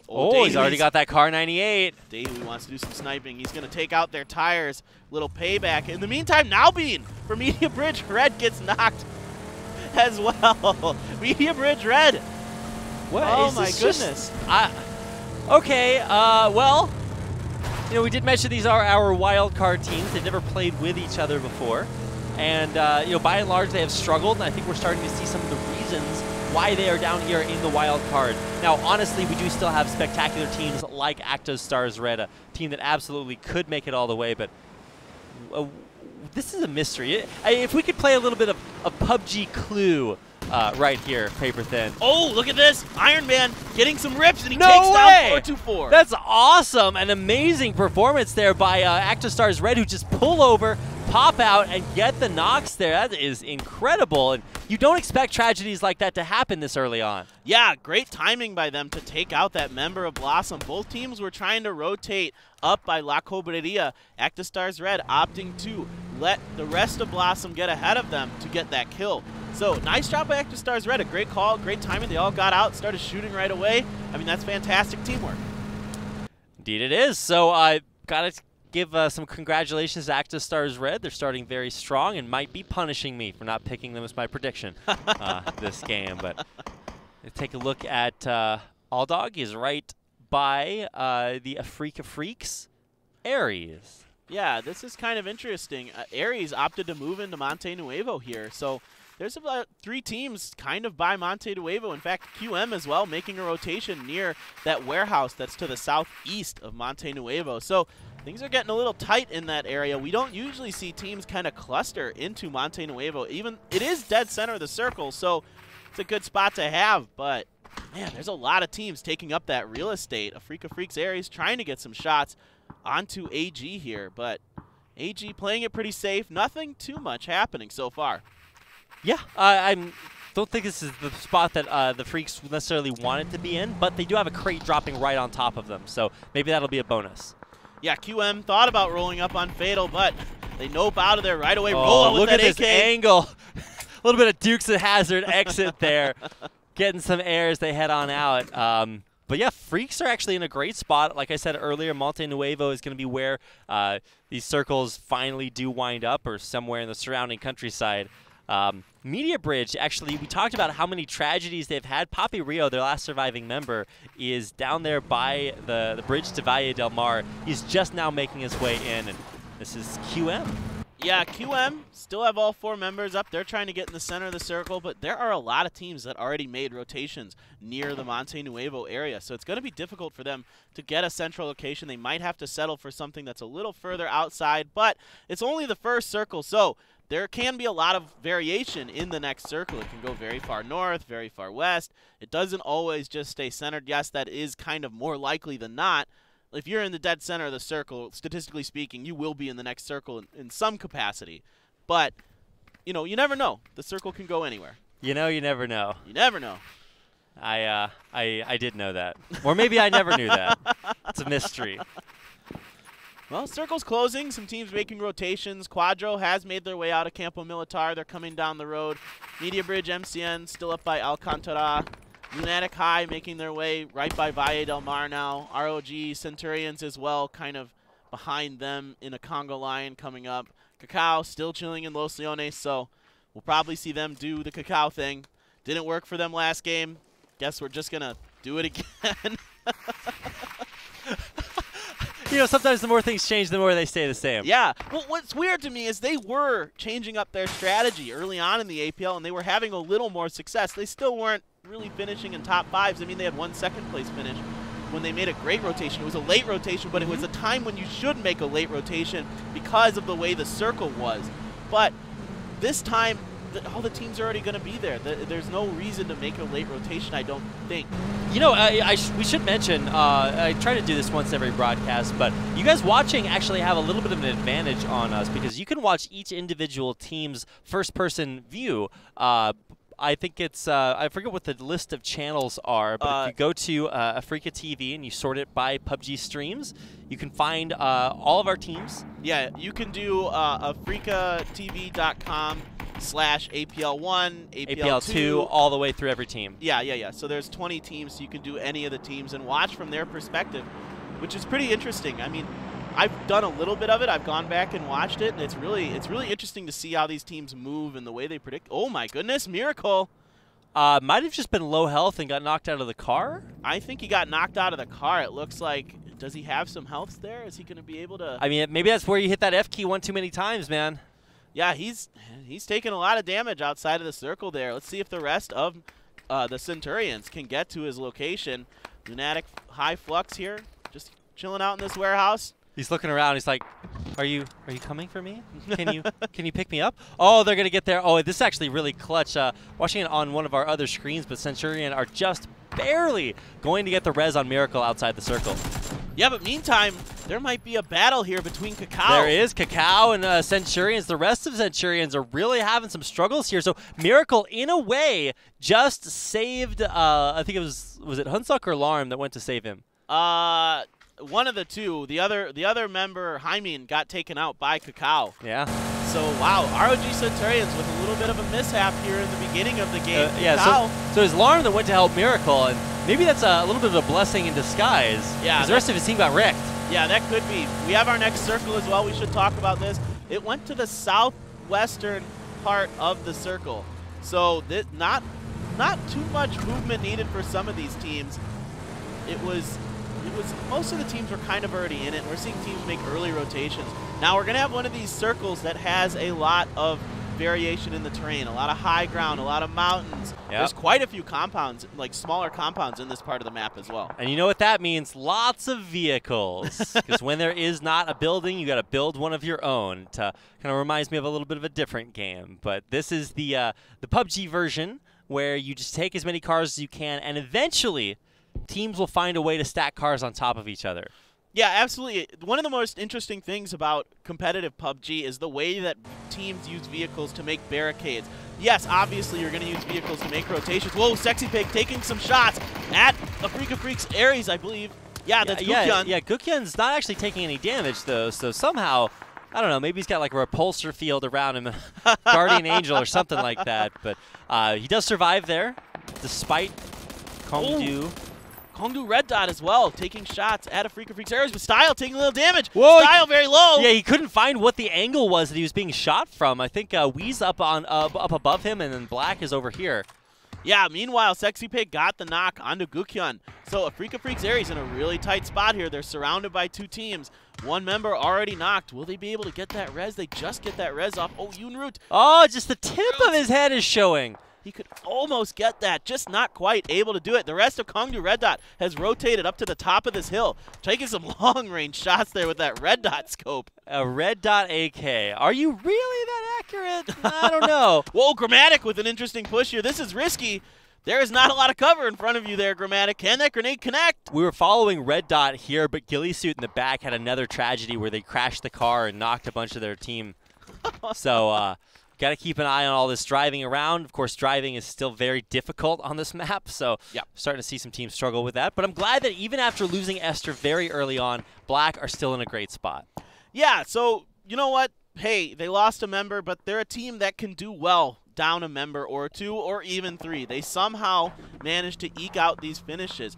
They've been getting a lot of kills in APL Season 2. They just haven't been placing very well. We've seen them do stuff like try to bust teams that have already rotated into the center of the circle, and they just get destroyed when they try to do that. Oh, look at Style here. Style's got the sickest angle here. Daehui forced to jump out of his car immediately and try to get the cover. Style's just got a sniper's nest up here, but I'm not sure his scopes really support the angle he's trying to take. Well, Style's getting shot at by Wee, one of our other Chinese teams, while he's trying to get this angle onto AfreecaTV's Ares. So kind of interesting. AfreecaTV's Ares benefiting a little right now that they're in this ditch because all these shots have let other teams know where they are. But, oh, Style getting the nice headshot on the Daehui. Oh, it looks so good. Daehui getting knocked out, but like you said earlier, Xiao LV is actually right to the left of that, so they could be the real winners here if they come out on top. Now Quadro is just now rotating, and we'll see where this next circle is. Oh, actually, it's pretty moderate. Of course, you can't really put half the circle is just out of bounds off that big cliff on the west-hand side. So this is a very narrow margin for where our future circles can be. Yeah, exactly. There isn't going to be. It couldn't go any more to the west, really. I mean, it could a little bit, I guess. Oh, Wookie getting knocked right there, as you can see on the bottom corner of your screen. AG playing Gatekeeper from the north side of the circle, taking out Quadro as they rotate in. Yeah, Quadro's got AG actually coming in behind them. So Quadro trying to rotate into the circle, and they lost a member for it. Wookie couldn't quite get into this compound. Let's see if Nova opts to get into that buggy to try to get the resurrection. Meanwhile, Actistar's red. They're getting into the circle. Blossom lost a member early, but they still got the other 3 members up. So nothing too, this circle actually has quite a bit of real estate in it. So we might not see a lot of fighting until maybe even like the 24 minute mark. Right. The biggest feature landmark in the circle is this huge mountain right in the middle of it. So you've got half the circle on the western side is high ground, and on the eastern side is low ground for the most part. Yeah. Right, but I think you actually defined the biggest characteristic is there's just not a lot of buildings in this final circle. Well, there's a lot of like small compounds all spread out, and what teams will do is just like sit in those small buildings, or there's so much, like you mentioned, the really big mountain. It has a lot of terrain that they can use for cover, unlike a lot of the rest of the map on Miramar, which is a little more flat and wide open. Ooh. Starting to see some big movements being made here. AG trying to come inside the circle, but they're actually being gate-kept now by the AfreecaFreaks Ares, who are down on the low ground. Andy's bringing up the rear, but already I think it was our dog getting taken out.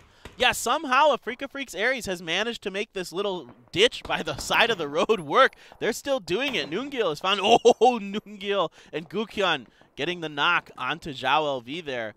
Meanwhile, we see some other teams duking it out. Quadro's fighting it off with Kongdu Red Dot up in the northern corner here. AfreecaTV's Aries just chilling out here. Yeah, I'm very surprised that they are as unscathed as they are, especially having to deal with Black and I think WE both at the same time. Oh, this is tight. Kongdu Red Dot, Quadro right next to each other. What are you doing there, young doll? He's trying to squat on some real estate here, but I think he's just going to piece the scene. I don't know if he can really... Well, he did manage to get the resurrection onto Wookiee there, so... they're still got all 4 members up. They're rotating into another compound under Nova and Wookiee providing cover for Young Doll. I cannot believe that they are all still alive. Keep in mind, this is a military-based team, guys. So they dropped and looted on the opposite corner of the map in the northeast. So yeah, well, we're about to get our next circle here. Where is it going to be? I'm guessing towards the south, but okay, right in the center of the west. So Active Stars Red in the dead center, along with, by the way, Papi Rio from Media Bridge Red, a team that had 3 of their members die from vehicle accidents. Wow, Papi Rio. How did they do it, Paper Thin? Yeah, I don't know. What is their secret? They managed to actually get 2 reses somehow. We must have missed that. Was it Media Bridge MCN that lost a bunch of people? One of the Media Bridge Red just had, Media Bridge teams had total casualties. It was Media Bridge MCM. They've lost 2 people. Red has only lost 1, but both of them have taken vehicle casualties. Okay, so both teams have had casualties, but yeah, Media Bridge Red in a great spot in the center of the circle. Oh, Lunatic High Flux. Hana taking some shots here. He's quite low. Got behind the house. Yeah, this is actually super, super tense. And keep in mind, Sandbox Recon are rolling into this compound down below them. So this is just not going to get any more relaxed for a while. Ostron taking out Gak. AfreecaTV's Aries might just eliminate Nightwolves here. Yeah, now we're jumping on with Black. They're down to 2 members. Grammatic got taken down while we were off screen there. So they're only at 2. SLR trying to push onto AfreecaTV's Fredo here. Shadow's the only person. It's just him up in this room. Jaden doesn't seem to be able to come and help. Can SLR breach this building? Yeah, Roja is also way up on the hill. I don't think he's he's playing Overwatch this game. Literally watching over his team. Of course, that is a word that has a conceptual meaning outside of the game, which is what I was trying to go for there. But here, look at Shadow. Shadow's upstairs, and all of SLR are going to try to come up and bust him. Yeah, this is going to be difficult for Shadow unless Roa and Jaden can get in here and get a flank onto SLR. SLR, though, if they wait around, he's jumping out the window. He's trying to make a run for it. Roja's off to the side. He's going to fire through the window. He gets 1 knock. Can he get another one? He gets 2. Oh, my God. This is so sick. And now the rest of the freaks are going to collapse on this compound. SLR in so much trouble here. It's just up to Mang. Chungran is still down. Here come 3 members of AfreecaTV's Fatal into this building. They're making a run, but they hear some vehicles. They got to fight. I believe that's Kong. Roja's going to go for it. Roja's going to try to bust in the door. Mang's off to the side. Mang is down. All of SLR. I believe that's SLR going down. It is. SLR and Quadro. Quadro. Oh, no. What is happening right now? It's carnage across the map. Everybody losing members right and left. QM getting a couple of knocks. Some of their members getting killed off to the side. Aries somehow come out of this all completely unscathed.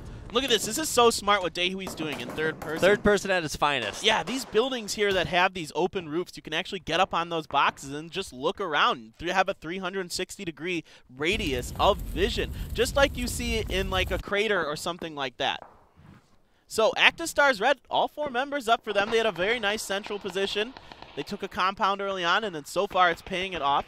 We taking down some members. Wow, Jan just took down a member. Oh, they might actually eliminate Black right here. Sexy Pig is still alive, but he's taking a lot of shots from WE. Oh my gosh, look at this circle. This is so nice for Active Stars Red. Once again, they're in the circle. All 4 members up in a compound of their own. We're seeing a lot of teams duking it down. In the bottom right-hand corner of your screen, QM, they're up to their last member. They won round 1. They're in danger of going out early here in round 2. Oh, Miracle losing, well, Centurions losing Miracle. I believe they just got eliminated. And actually, yeah, there's the elimination in 16th place. Oh my gosh. Wu Fang is absolutely doing work with this micro Uzi. I don't understand. How is he taking like one of the shortest range weapons in the game and using it at the longest range to massive success. What just happened down there? Kakao dominating Blossom, and yeah, I think they're not eliminated just yet. Blossom has CCJ left, but that's it. Yeah, it's just CCJ. We'll see if Kakao can get the res on these two members, if CCJ opts to try to push them or just waits. I think the truck is on fire, by the way, so they do have to stay very careful. You don't want to be rezzing next to the okay, no, it's not on fire. It's on the other side. That makes it dangerous then, because you could blow it up. Yeah, absolutely. So CCJ, I'm a little surprised by this. You would think he would know that both members of Kakao were knocked. It might be a good time to push, but he is the last member left. They might opt to make a later, kind of play for a later position just because they are, I believe they are in the circle there. Yeah, he is in the circle there. So he might just be going for placement instead of kills. Oh, media bridge red. Papi Rio, he took a lot of damage. He's going to have to drop down again. They have one knock, but look at what NBC Red are trying to do. They're trying to, oh, did they get that inside? I think they did. Ooh, no, wow. It's so hard to throw HEs through tiny windows like that. Well, now they're fighting with some other teams. Oh, it's another member of We. Oh, but they... CCJ gets taken out there by Yoni, so that's an elimination on Blossom. Jan gets taken down there, but I think WE has still have one more member left alive there in that building. Freaks are actually getting destroyed right now by Active Stars Red. That's where we're jumping on board here. They got one member left alive. Wow, Active Stars Red playing great defense. The Freaks tried to rotate into their position. Roa gets knocked. It's up, just up to Shadow. Shadow's the last member here for the Freaks. That's right. So they had two up. Now they're down to one member, and Active Stars Red have them under their thumb. Oh, Shadow gets hit, but he returns the favor to Star-Lord. Whoa, Shadow, no! Shadow's about to go down! Shadow! No! It's actually staying alive remarkably, but that's going to do it. Blossom go out in 20th, and the Africa Freaks are down right behind them. All right, Lunatic High making their way into the circle now. Sexy Pig is just sitting outside of the circle, healing. Wu Fang, the last member for QM, doing a nice job with this micro Uzi. I think he took out 3 members. Oh, he's outside the circle, actually. He's trying to heal and then run in, but he's only got Smoke as his last cover. Star-Lord from WE Star-Lord is trying to make his way out of there, but I don't know how much longer he'll be able to survive. Yeah, Papi Rio's trying to get in this circle. How is so good. Still alive. Oh, he walked outside the circle, so he's going to heal outside the circle, but it's still moving. Or no, it's just right in front of him. He's going to get this heal off. No! Star-Lord gets taken out. Balma in the same exact situation. He dies, and now we're all of a sudden down to our final 8 teams at 24 minutes. Yeah, this has been a pretty wild last couple minutes. We've had a lot of fighting because this circle moved into a more wide open area on this part of the map, so a lot of teams engaging each other as they had to make rotations across a little more open area. There wasn't quite as much cover on this side of the mountain. Actistars Red, though, has a very nice position right in the middle of this circle once again. There's Africa Freaks Aries making their rotation into the circle. Media Bridge Red just on the outside on the northeastern part of the circle. Lunatic High in the circle, but they've got members of QM and Media Bridge Red on their flank. Osron and Lunatic High, one of the teams I predicted to do very well. My man, trying to get them into that final circle. But actually, Kongdu Red Dot that you predicted are probably in a great spot on the left-hand side of the road. Might want to try to move over there, but Actistars Red, Rage is trying to come around, and if he goes down here, that would do it. These grenades from Rosar absolutely wrecking Media Bridge Red. That's 2 knocks with those. Finishes off another one. He's just tossing them in one right after another. Rage goes down, and that's it for Kakao as Iron Man takes him out. Wow, Media Bridge Red went down there as well, I believe. I think all 4 members of them are down. Kakao still, I think, might have one. Yeah, Kakao still has 1 person left. Yoni's still Look alive. at Wu Fang. Down in the bottom right-hand corner of your screen previously. He is just trying to clutch it out there all by himself. But yeah, he's going to shoot out that tire there. All right. Yeah. Actistars Red are actually just in a fantastic spot right now. They've got the only compound in this last circle. Yeah, it's Actistars Red with 3 people. Africa Freaks Aries has 4 people up as well, so they might be looking to pull out this chicken dinner depending on where this next circles go. If this next circle moves away from Actistars Red compound, it could be very good for Africa Freaks Aries. Kakao Yoni just sitting outside the circle healing. Style, the last member alive for Kongdu Red Dot, he's outside of the circle now as well. So here are our final 6 teams. Aries the only team unscathed with all 4 alive.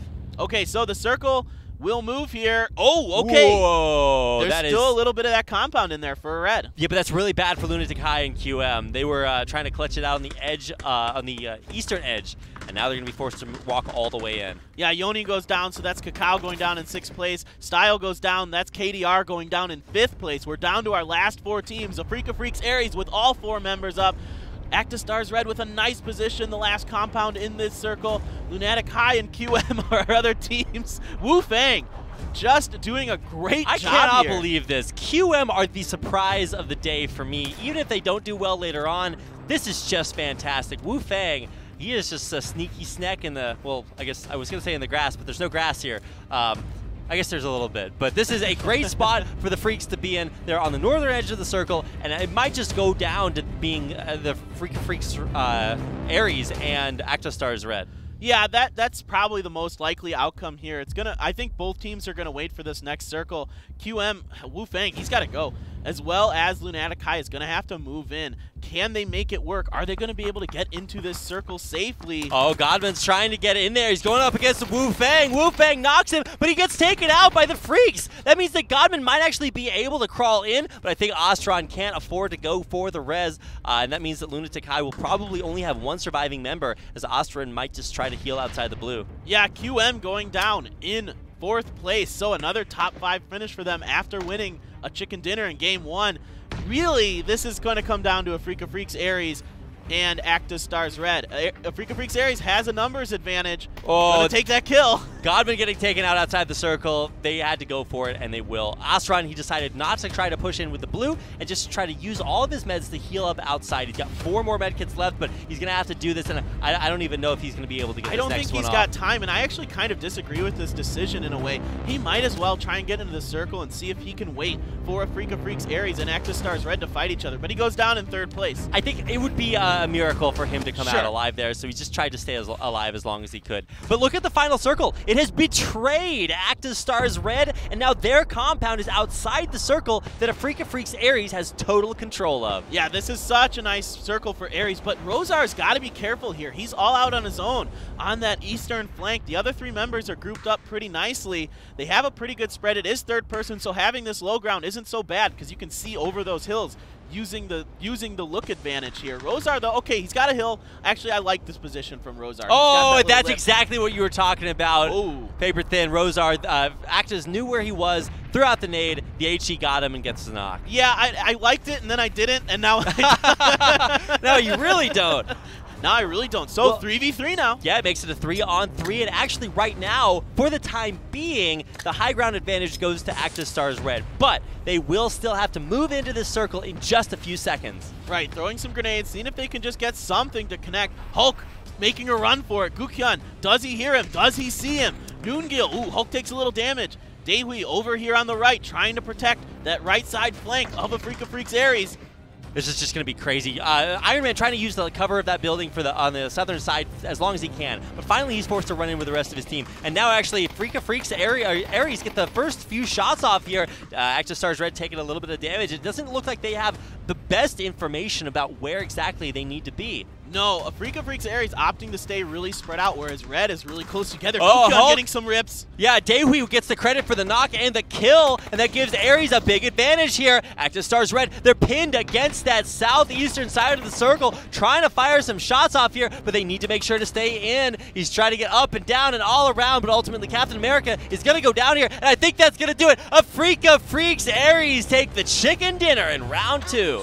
Very nicely done by Africa Freaks Aries. Doing a good job just staying in the circle, moving in. A lot of kills for them that round. They had 12 kills, so they might be near 1st place, but QM getting 4th place. I mean, QM's definitely still up there. Oh yeah, that's insane from them. 1st place and a 4th place. They're not guaranteed to make it out, but they are really checking all the boxes along the way to doing it. Yeah, exactly correct. A little bit of a misstep from Africa Freaks Aries there at the end with Rosar getting taken out by himself. However, the rest of the members of Africa Freaks Aries able to get it done and take the chicken dinner, narrowly edging Active Stars Red. Yeah, positioning is king.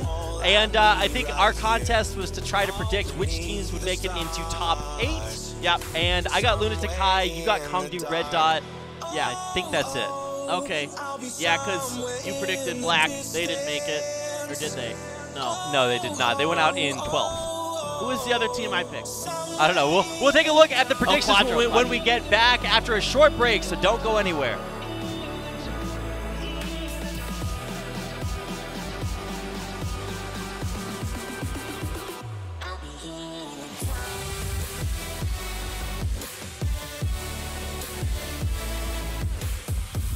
맛있는 치킨의 새로운 공식을 찾아야 돼. 우리는 더 맛있는 메뉴를 원해요. 그렇다면 스윗한 갈릭 소스에 고소한 감자튀김이 포테이토 짜용. 홍천고추의 매콤함과 감칠맛이 살아있는 핫블리 치킨. 바삭한 치킨 위에 진한 치즈 가루가 듬뿍 스노이 치킨. 세 가지만 완벽한 치킨을 위한 맛있는 공식이야. 그럼요, 당연하죠, 내내 치킨.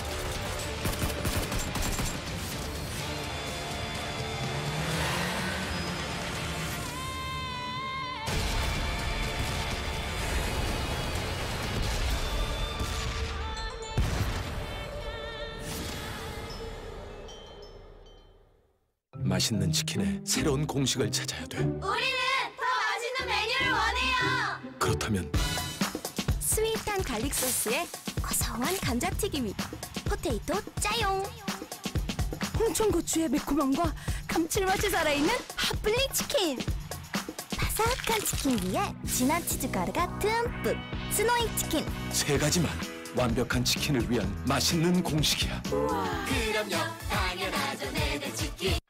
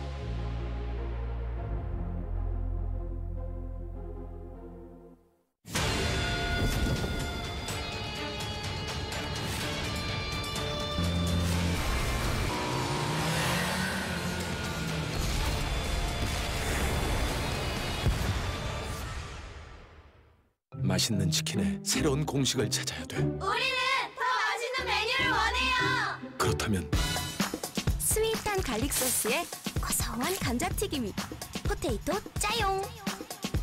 홍천고추의 매콤함과 감칠맛이 살아있는 핫블리 치킨. 바삭한 치킨 위에 진한 치즈가루가 듬뿍. 스노이 치킨. 세 가지만 완벽한 치킨을 위한 맛있는 공식이야. 그럼요, 당연하죠, 내내 치킨.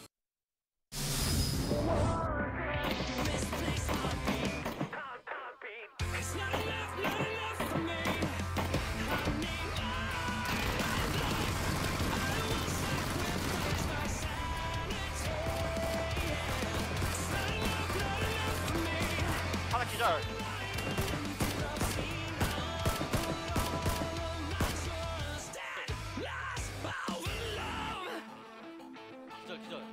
차 뒤에 있다. 개피 개피. 진짜할게.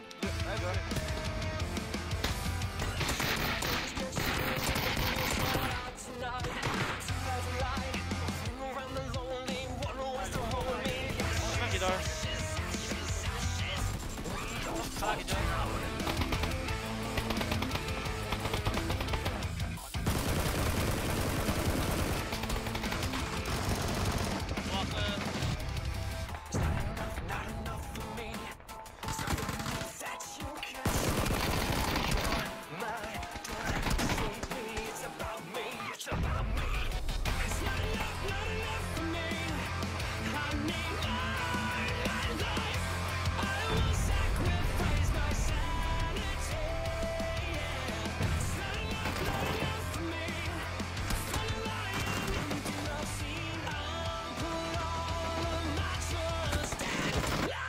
구덩이에 있어. 바로 앞 구덩이.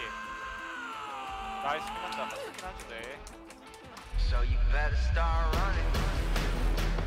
So you better start running. Yeah. So you better start running. So you better start. So you better start. 'Cause there's only one king.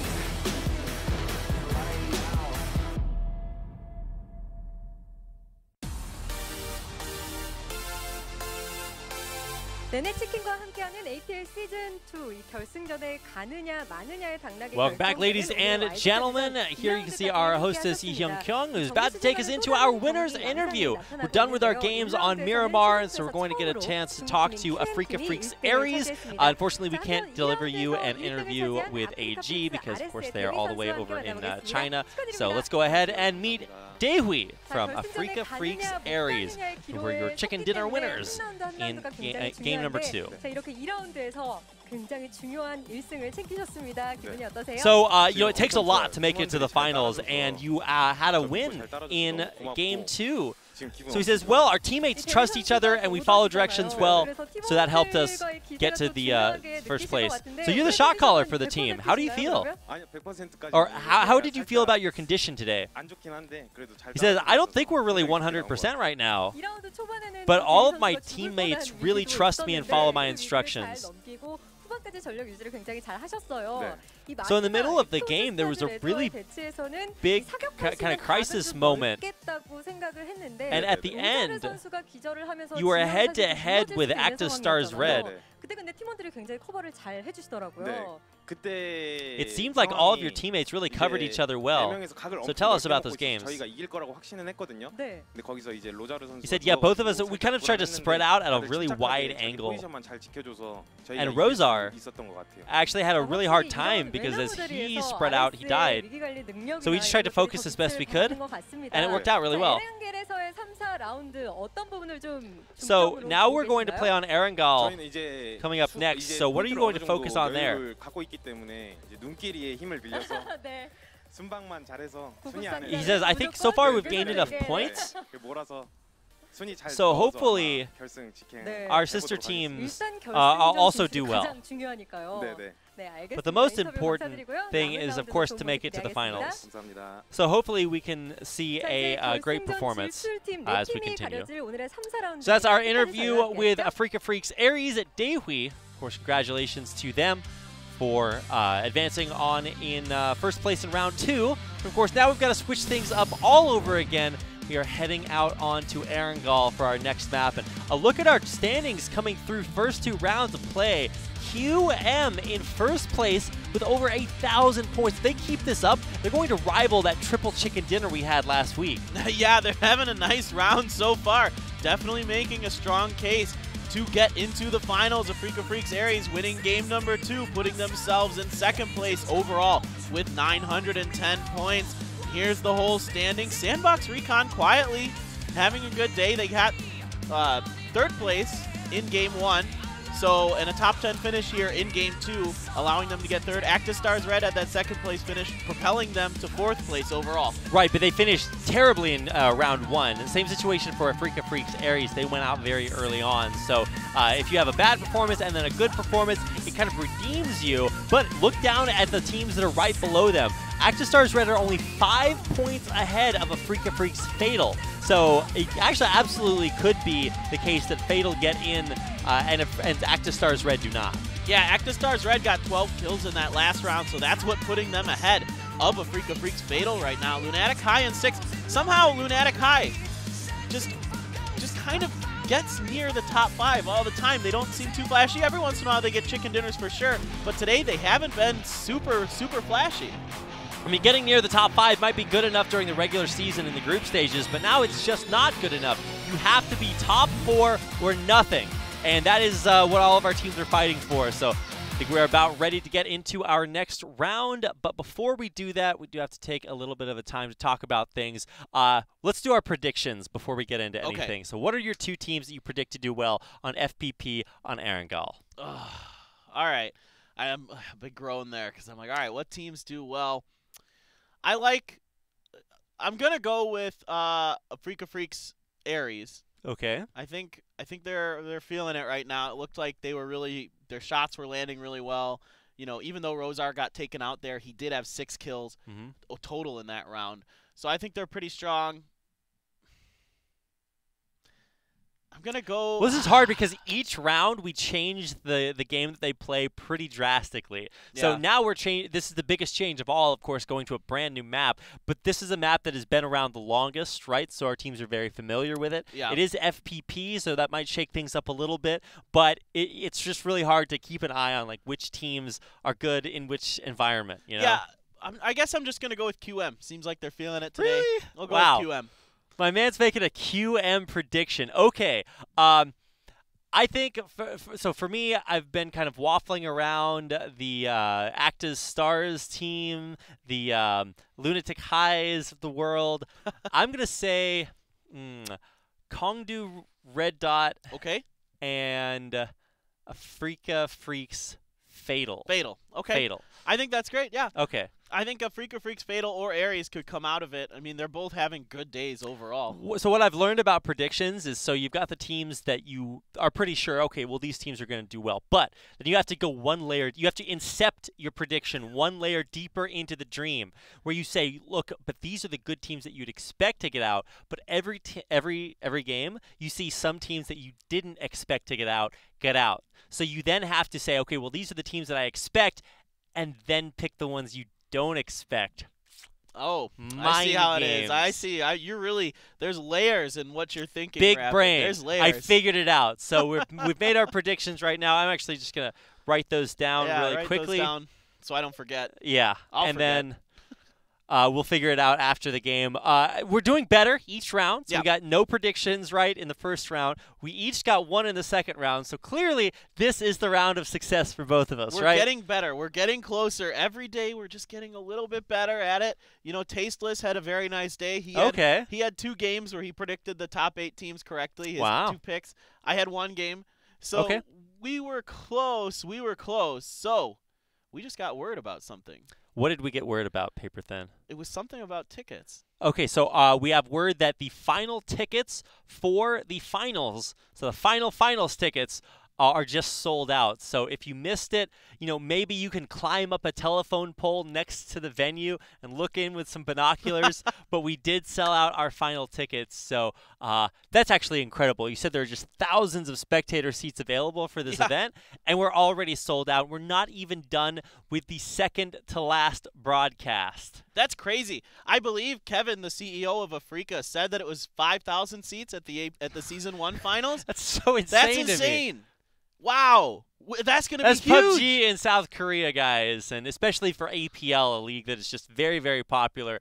It's just incredible to see things sold out so quickly. And, a lot of times tickets don't even go on sale this far in advance to events, but I'm glad that they did because it's clear that everybody wants to go to the APL Season 2 finals. Yeah, there's going to be a lot of ESCA fangirls there.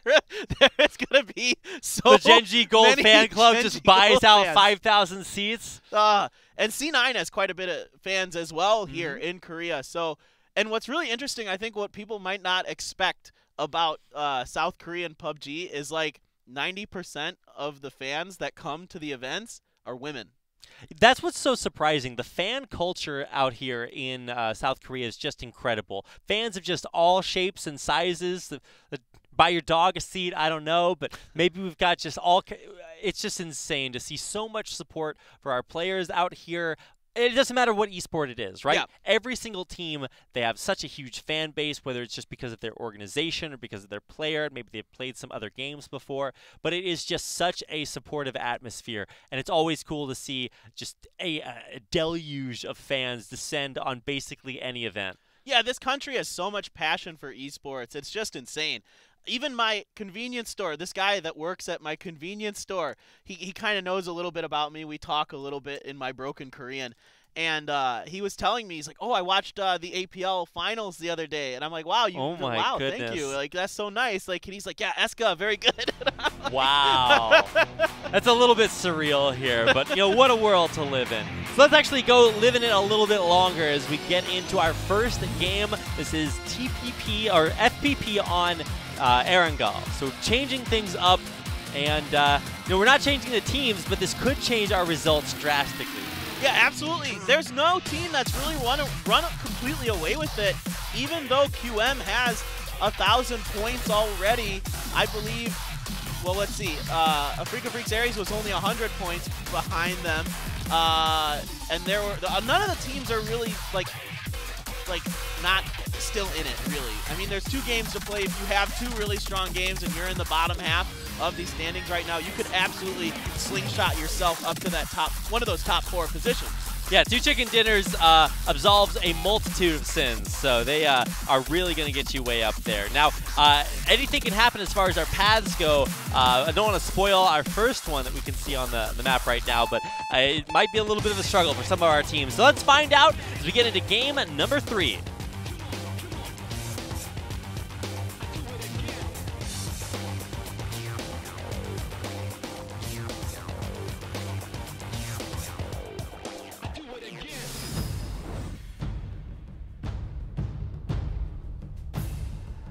And away we go, round 3, FPP on Erangel for the first time today.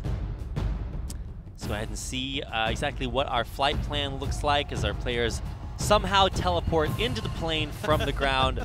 The most advanced technology in PUBG. And here we go. It is a northeastern to southwestern flight plan down towards, I guess, overall the southeastern side of the map.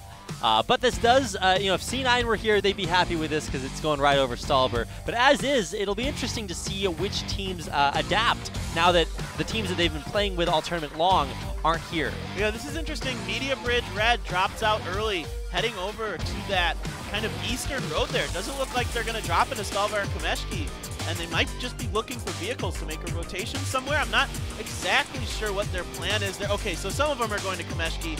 The others are heading those buildings down there. Looks like they're heading Severny. Quadro will, of course, go Zarky. That's where they always go. Actistars Red does Northern George. Genji Black always goes Southern George. QM, are they going to go Razak? Maybe? Well, I think usually we see Kakao go military base down there at the bottom. It looks like, will they be joined by anyone? Looks like, yeah, Kongdu Red Dot. Okay, I didn't see Red Dot down there. I was like, they usually go there too, right? I think Kakao might go Novo. We don't have Genji Gold here today. Oh, that's right. So I they keep might go forgetting. Novo. I always just assume that Novo is just so off limits because Genji Gold is so dominant. But this is just a crazy way to start the game. Chromatic, he's got to hope that Star-Lord doesn't find a Oh, gun he here. gets a P92. Oh, Star-Lord doesn't know where he went, though. Jumping on with AG2 Dog. Well, he's over here on the southern part of the main continent. So I was looking at how to pronounce this guy's name. The phonetic Korean is just 2-dog. Okay. But in Chinese, the cardinal number 2 is R. So it could just be our dog. In Chinese numerology, 2 is seen as a good number. There's that saying, everything is better in 2s. So it's overall a good number. So you could just be calling this guy Good Dog. So he's a good boy. He's a good boy. Yeah. You also said he's our dog, so he Yeah. could be a pirate dog. I don't know. Maybe that helps his aim when he looks down the scope. Hopefully it's his dominant eye. All right, when we get a shot of this circle, You will not believe. This is crazy. It is. I can't think of many ways to describe this. It's not as bad as the circle in our last game where just 0 teams were inside. But half of our teams may not be happy about where this thing landed. Yeah, let's just say Quadro's pretty thrilled with this circle. It's not often that they get the benefit of being in the first circle to give them enough time to really flesh out their looting. Why are Lunatic high in a car, you might ask? Well, it turns out they might possibly have a little bit of a ways to go. Yeah, it looks like they were going to do the Gatka, like, kind of maybe by quarry area. Nobody actually ever loots quarry. It's just too dangerous. No, quarry is, really rough to loot. Yeah, it's just not possible. But they're going to go into western Georgia Pole, which is where they usually like to end up anyway. So not too bad of a circle for them. Did we show the circle on screen yet? I don't think so. Maybe I just missed that. I don't remember seeing it, but we were talking about I really don't want to... Yeah, I don't want to spoil anything, but it is a very, very northern circle. I guess I just spoiled it. But we'll show it on screen here eventually, and it's not like it's going to move, or there's a big surprise there. But very, very northern. So Kongdu, Red Dot, and Kakao, both on the military Sosnovka Island, are going to have a very long way to go. Sandbox Recon down there in Primorsk, also way far away from the center of the circle at shooting range. Yeah, and this is one of these times where I think it's okay for Kakao to make a really late rotation. We saw this in a game on Monday where they ended up getting second place in a very similar circle. Now, they dropped Primorsk that time. This time they're dropping Novo. So I think this will be an okay situation for them to make this late rotation. They can come up around the eastern side by Stalbar or even go even further north to get in and make what will most likely be a relatively safe rotation, depending on what these other teams do, of course. Right. I mean, there's a lot of open area. There's just fields and fields and fields in that upper circle. But the northern half of the circle is actually just water. So you can't have water circles anymore. That means that half the circle, or there's a lot less real estate to work with when you try to cram all of our teams inside of it. Right, and because we are on patch 14, there are the changes to how swimming works. You can't hold your breath as long. You don't recover as fast when you're on top of the water. So going in the water is basically suicide at this point. It no longer works. Ooh. Oh, Hong Kong. What is he getting shot with? Oh, is that a DP-28? No, wait. Yeah, I think it is. I think it's a DP-28. How are you so accurate with that? That is just the biggest surprise. Gak coming forward to finish the job, and Kongdu Ghillie Suit having a rough start as they lose the first member of the game. Yeah. Nice job by Gak getting him caught out there and picking up that free kill. Not a whole lot there that Ghillie Suit could do. They had one member out there. They opt to do this split looting where they send 2 members to Ferry Pier and the other 2 members kind of do those yellow houses that are to the east. There's that set of like two sixes of yellow houses. So one member of them getting caught out by SLR, who's also on the southern coast. AG is also doing something similar where they're looting these buildings kind of to the west of Farm. Here's a look at Africa Freaks Fatal, one of the teams that I've picked to do very, very well. They are currently making their way right up the road by Shelter, by Prison, all the way up through probably into like Watertown, but nobody wants to really go there, so they might skip that. They might stop off at Rozhok, but Nightwolves and QM are both there ahead of them. Yeah, QM, it looks like they opted to go Rozhok, and now they're making a rotation, just going dead center of the circle, just by kind of to the southwestern part of shooting range. Here we're seeing SLR now taking some shots at AG, who is also over in this area.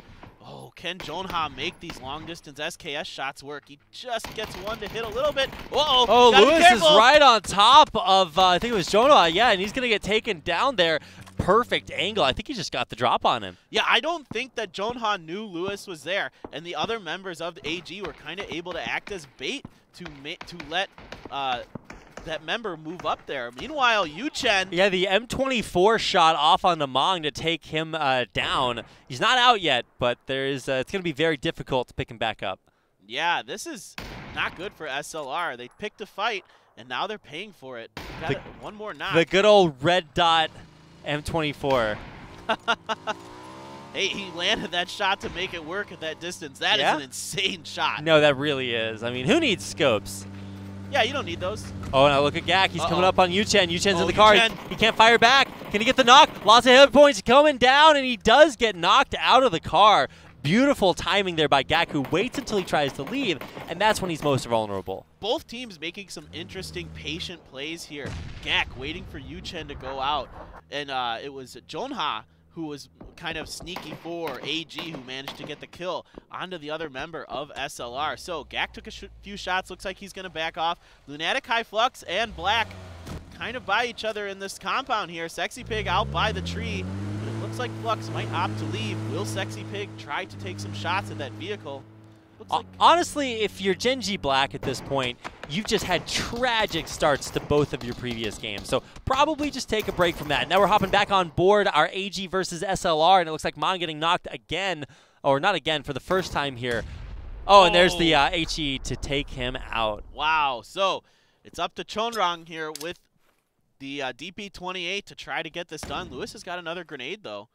Cooks, oh, wow, that was cooked for quite a bit. That was a little bit scary, but yeah, Lewis doesn't have any heals at this point. He's only got painkillers.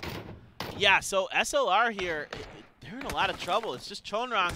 Gak, They're I think, really is a little bit away from him. Yeah, you can see Gak there way over on the top part of your screen.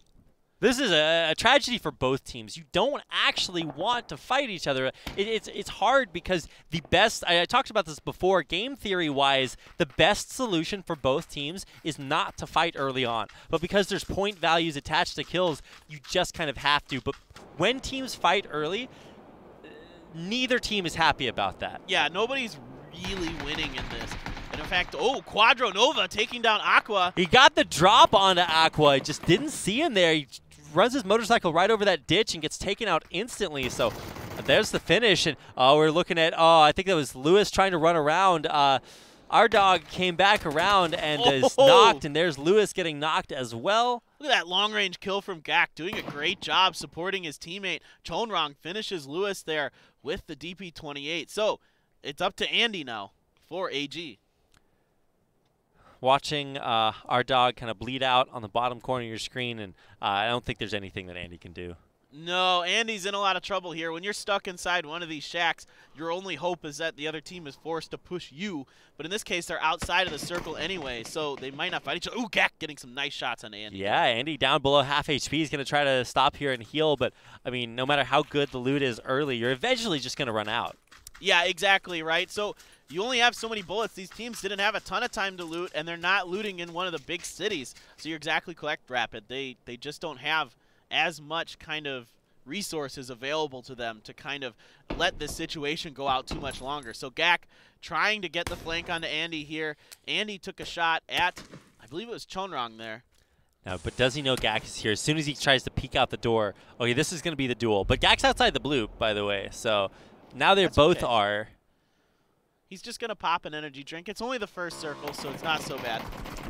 You can't stay out here a pretty long time, but it's never exactly the optimal place to be. Yunroot, did he crash that on his own? Yeah, he crashed. That is so rough, and now I think he's just going to be the prey. Esther rolling up on him, Yunroot. Yeah, this is just not Genji Black's day. No.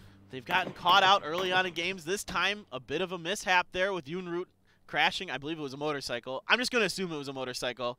That's about 90% of the self-inflicted vehicle accidents. Flux actually taking some casualties at the same time. Up in the upper corner of your screen, you see the kill feed. Maybe we'll get a chance to check that out, but here's Black kind of licking their wounds all in their own compound. Yeah, and here's Kakao making their very late rotation, and AG and SLR still going at it. Andy, I believe, the last member left for AG there. Yep, not the biggest deal on our new circle because teams kind of could calculate where it was going to be. Can't be in the blue or in the ocean, which is colored blue, but it's always going to be like somewhere in the middle of the bottom half, and all of our teams, for the most part, kind of predicted correctly. Yeah, not too much of it can be in the ocean. It can still go kind of that way, like if it would go towards Zarky or something. But right. You're right. For the most part, the circles now don't go as much into the blue as they used to. But just seeing some rotations, I don't think we're going to see too much craziness here for a little while, because like you said, Rapid, most of the teams are already in the circle. Yeah, the only teams that are really not, like really not, are Sandbox, Recon, and Kakao, who are both super outside the circle on the southern side. So we'll see. Jan's got an SLR here. WE still have all 4 alive. So this has been a Chinese team, or a great day for Chinese teams overall. See if WE can have an equally successful trip here through round 3. Yeah, I almost picked WE going into the first round because they had so many kills. Okay, coming all right. into today. It's a bold prediction. Yeah, but I backed off. I wouldn't have thought QM. You gotta go with your gut. Yeah, I should have. I thought WE might be the stronger Chinese team, but today QM really putting it together. Quadro taking some shots at AfreecaFreaks Aries, our winners from game number 2. Yeah, 6X is the MVP of what is it, ARs, because you can't put 8Xs on them, but 6Xs somehow can sneak on that rail. Yeah, I love the 6X scope. You can zoom in and out just like the 8X. That's my favorite reticle of all the scopes. Yeah, that pinpoint dot in the middle. It's easy to judge the distances with the little hashes that are underneath and to the side of it, so it makes it easy to kind of like judge how far you should be leading your target or how high above them you should shoot. Yeah, and of course it enables ARs to still function as long-range weapons. Obviously not as accurately as sniper rifles or DMRs, but they can still serve that role if you're not lucky enough to loot. Yeah, exactly. Early on. Oh, a blown-up vehicle out here. Star-Lord has to lay down and heal. It looks like he might have ran into Lunatic High, who forced him to get out of that vehicle, find some cover there. Conan trying to take a position here to get an angle onto Active Stars Red. I'm trying to keep an eye on where our teams are rotating. Kakao is still not into the circle, by the way. So this is them kind of going back to their roots, if you will, staying outside the circle for a very long time. But right, but this is one of the times where it's okay to do this, where there's an extreme circle that has a lot of landmass inside of it, because most teams are going to already be kind of like clustered in the middle of this thing, and they can just kind of work their way in from the eastern coast here. Yeah. If you could see the map right now, you can see that there's a fair amount of real estate available over there. So, specifically, Kakao is split up as well, 2 north, 2 south, and so they're just going to take a while to get back in. But let's hop on board with the teams on your screen. Kongdu Red Dot, one of the teams that I picked to do pretty well here. I did pick them and not Ghillie Suit. I remember because Ghillie Suit lost one of their members early on. I was very happy I picked the right Kongdu team here. Crate is dropping on Kongdu Ghillie Suit and Hyman from ROG Centurions off on, I guess, the eastern side of the circle. So we'll see if they go for that. Right now we're on board with MBG Red, so Media Bridge Gaming Red. They didn't do so well early on. They lost a couple of members, but somehow found their way into a very late circle. So I always have faith in them, no matter how many members are left alive. Yeah, them and MCM, their sister team, have been doing better recently, getting positions, staying alive longer, kind of finding these top 5, even MCN getting a chicken dinner the other day. So we didn't see much of them in Season 1. They've improved in Season 2. They're still not what I would consider one of our top 10 teams, but they're definitely making a case that they could be top 20. Voici going to go over and get the crate. We'll see what he picks up off of that. Are we going to get a chance to check that out? I guess not, but he is there picking that crate up for Kongdu Ghillie Suit. Well, I'm not sure what Voici got out of that one. We'll maybe find out later. We'll have to keep an eye on him and see what gun. No, I just have to point it out when anybody I see get a crate. I'm just, oh, man. It's the best way to play PUBG. You're just jelly, man. Crate-centric play shot calling. That's, well, and now that they made the change where level 3 helmets only come in crates, I mean, that makes crates so insanely Oh, that validates valuable. me so much. All strategies that I have are now suddenly more viable.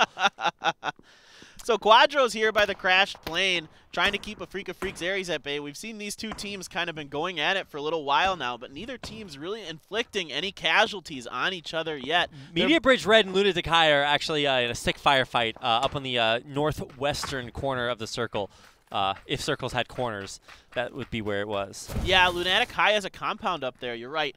And they were fighting with Meteor Bridge Red. Meteor Bridge Red, I think, had to back off a little bit. They're outside of the compound, so they obviously are at a little bit of a disadvantage. Here's Fatal, another team that I predicted to do very well for this game. They still have all 4 members left alive, but they're starting to get kind of pigeonholed off into their compound. So, I mean, they're in the center of the circle, so you can't really say too many bad things about where they are, but Quadro do have the drop on them.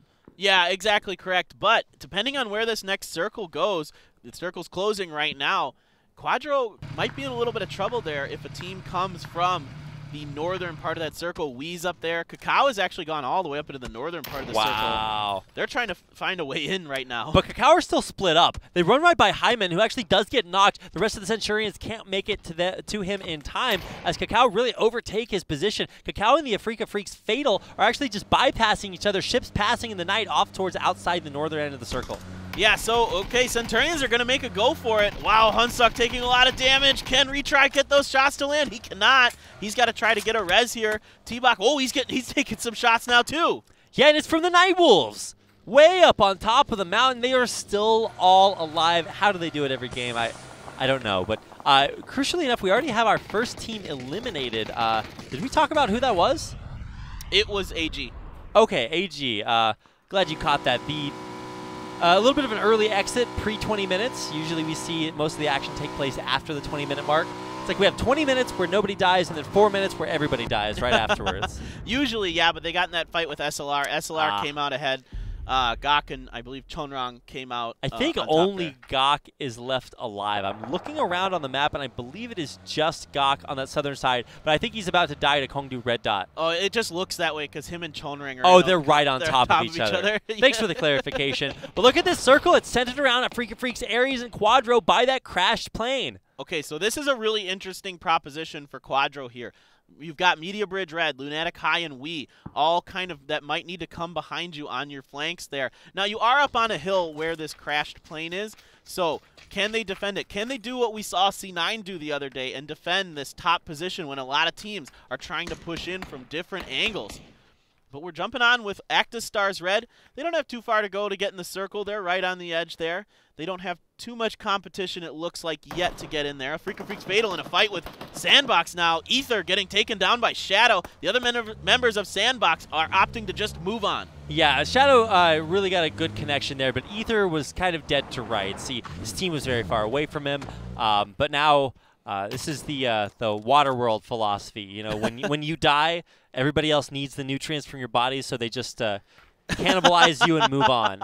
I like that. I like that. Also, this is what the Fremen in Dune do when you die. They reclaim the water from your body. Oh, that's true. So, also another great analogy for what happens when you die in PUBG. You just hope it's your teammates that are able to get it. Yeah, in this case, it was not, but hopping on board back with Black as they run right through Cacao. Wow.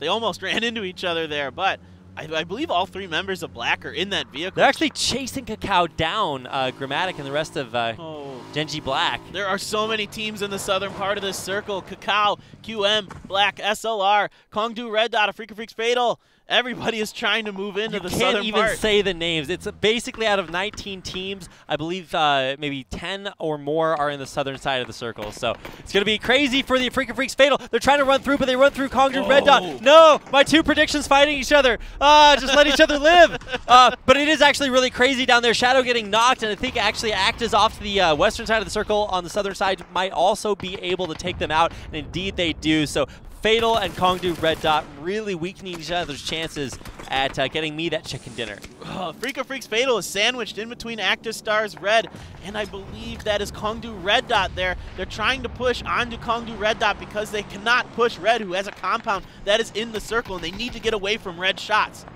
So Jasna trying to move in here. They have to push Kongdu Red Dot. They don't have a choice. That's the only way that they can move right now. But 2 members of Red Dot down, jumping on with Cacao, who also has shots onto Red Dot. Oh, and that's, I think, going to do it. Is that Lunatic High? No, Lunatic High still have 1 left alive, but we did see the elimination of another team. Night Wolves also now somehow surprisingly getting shots off onto Lunatic High. Flux taking out Tibak. He's actually dead. And that's actually just really good for a team with only 3 members to have so much success. so deep into the circle. Yeah, Sexy Pig trying to get an angle onto one of the members of Kakao. Kakao, in the meantime, trying to play spoilers for Kongu Red Dot here, who's still kind of in a battle with the Freaks Fatal. Someone's got to come through here. Curious! He runs right up close and personal, gets off the motorcycle behind a tree, but great shooting there by Yachigo to take him out. What a headshot there from Yachigo. He was spraying and managed to clip Curious's head, which had just poked around that tree. Style trying to cover for him to see if he can get the res. Get Kongu Red Dot in a really dangerous position here. I don't know. I think Freaks Fatal might opt to back off here. They're not looking to push onto Kongu Red Dot now that they know that another team is fighting them. Only 20 seconds until this circle starts moving in. So for Curious, he's crawling away from the center of the circle towards the edge, towards Style, to get that res off. And you know, maybe it's going to be possible, but they're really going to have to go right afterwards. Oh, this is dangerous. This is so dangerous. The circle is about to start closing. If he can get this off, Curious has just got to run. He might not have enough time to really get much of a heal off. Style goes into the blue to maybe try to get a vehicle to help Curious here. This is crazy for Kongu Red Dot and the Freaks Fatal. The two teams I predicted both fought each other and lost 2 members apiece. So now they're down on this other side of the circle and they're trying to push in. Black has no idea that Chonrang, they have no idea. He's crouched with the DP. This is the best possible spot to be in for it. Off to the side, he's just ready to mow everybody down. But you can see by the kill feed that tons of kills are happening elsewhere. He's trying to not get in an engagement to let anyone know where he is. He doesn't want to fight if he doesn't have to. But the circle's closing. He might not have a choice here. Sexy Pig is on the left flank. Can he get Esther and Grammatic? They're both kind of out there in front of him trying to make a push. You see Sexy Pig running up. He might actually try to bust him here, but that would not be ideal. Sexy Pig sees him. They're going to try to fight it out. Sexy Pig only down to half HP. He's going to try to run away, but wait, what? He killed him. Okay, I didn't see the health bar change, but it changed from light gray to dark gray. And that's going to do it. Blossom now out in 17th spot. I think SLR might be just behind them. Yeah, wow, what a weird position for Chonrang to be in there. Meanwhile, the Nightwolves doing some work onto Genji Black, getting 2 knocks. How do they do this? Did they just knock them out? I mean, Media Bridge, MCN getting knocked out there, so I'm glad I didn't pick them out there. But yeah, I think this might be the end of Genji Black, unless they can get these reses off. I mean, QM is on their right-hand flank. They might try to push in here. Meanwhile, we're jumping on with Kakao, taking some shots at Active Stars Red. Kakao is still with 3 members up, having a nice little round for themselves. Active Stars Red still has all 4. Yoni has to back off. This is actually really intense. So we're starting to see what could be one of our final circles down here. I'm double qualifying that because anybody could just die spontaneously, it feels like. So Nightwolves were very impressive. WE were very impressive, but now they're fighting each other for control of our next circle. And wow, this circle goes way up into the northeast corner. WE has to be thrilled about this circle. The Nightwolves are up there as well. Some other teams that could make a pretty easy rotation into this circle. Freaks Aries, possibly Quadro. We'll see. Black still trying to get it done here. They're pinned behind this vehicle and these rocks. They're trying to find a way to get into this next circle. Kakao down there towards the bottom, but let's take a look at Gukyeon. Oh, he's going to try to control this tiny building for himself. Won't be able to against the might of Quadro, who still take, I think, a knock down there. But that is a Freaks Fatal down in 13th place. Yeah, okay. Now we're going to see Black try to make their rotation. Freaks Aries is going to be in a fight with Active Stars Red. Red Dot going down there. That's them eliminated. And now Active Stars Red, like you said, in a difficult spot, trying to get that res on top of the hill. Yeah, Active Stars Red took a couple knocks there. Doing a great job protecting their position. Freaks Aries just now getting knocked and taken out there, so Day1 and Rosar are out of there. Down to only 9 teams. Couldn't do it. Aries, 10th place. They couldn't quite make top 8 for my prediction. Meanwhile, Active Stars Red still, now they're battling it out with Quadro. Quadro's back at the airplane. Crucially, there's no structures left in the center of the circle, but there is a crate dropping right in the center. So that's actually key defense if a team can advance and try to pick that up or just hide behind it. Grammatic getting knocked out there, or getting killed rather, means that Genji Black are down to, I think, two people. Yeah, they've got 2 members left. They're trying to find a way into the circle, but the Nightwolves playing gatekeepers over here on this side. Black looking to try to find a way into the circle. They don't really have vehicles. But Sexy Pig getting a nice rip. Kakao get dominated. Genji Black destroy them and eliminate them from round 3. Wow. What a nice move by Genji Black there. Sexy Pig just doing work with that ump. The ump is such a laser beam in this patch. It is so stable once you get it kitted out. And here's Voichi. Okay, he picked up a Groza from that crate that we saw him get. AUG for Voichi. Oh, AUG. I'm sorry, yeah, AUG. It's the 5.56 Groza, if you want to think about it that way. Man, the AUG is so good. Black still trying to get in. Sexy Pig really low on health. They're going to have to go through. Oh, Esther gets one knock. Yeah. Okay, 2 other members of Active Stars Red for them to deal with. They're in the blue. Quadro dies outside the circle, so the teams are thinning out. Esther trying to heal up outside, but he's actually going to get this heal off. It's going to be so close, just barely. But now he's going to have to heal instantly again, and I think this might be the end of Genji Black. Yeah, Sexy Pig gets killed there. It's just up to Esther for Genji Black. He's trying to use as many heals as he has. He only has a couple more first aid kits. He's not, I don't think, going to have enough time to use that full med kit, so he's going to have to either try to run in or just opt to stay outside and take that 6th place, possibly 6th place. Here we go. He's going to try to make the run in. He actually does make it inside the circle, and he's behind a car, or a tree rather, so he's in a great spot. And he got the knock on How Captain did America. Esther do that? Oh my goodness. What a great play by him. What an absolutely great play. This is insane.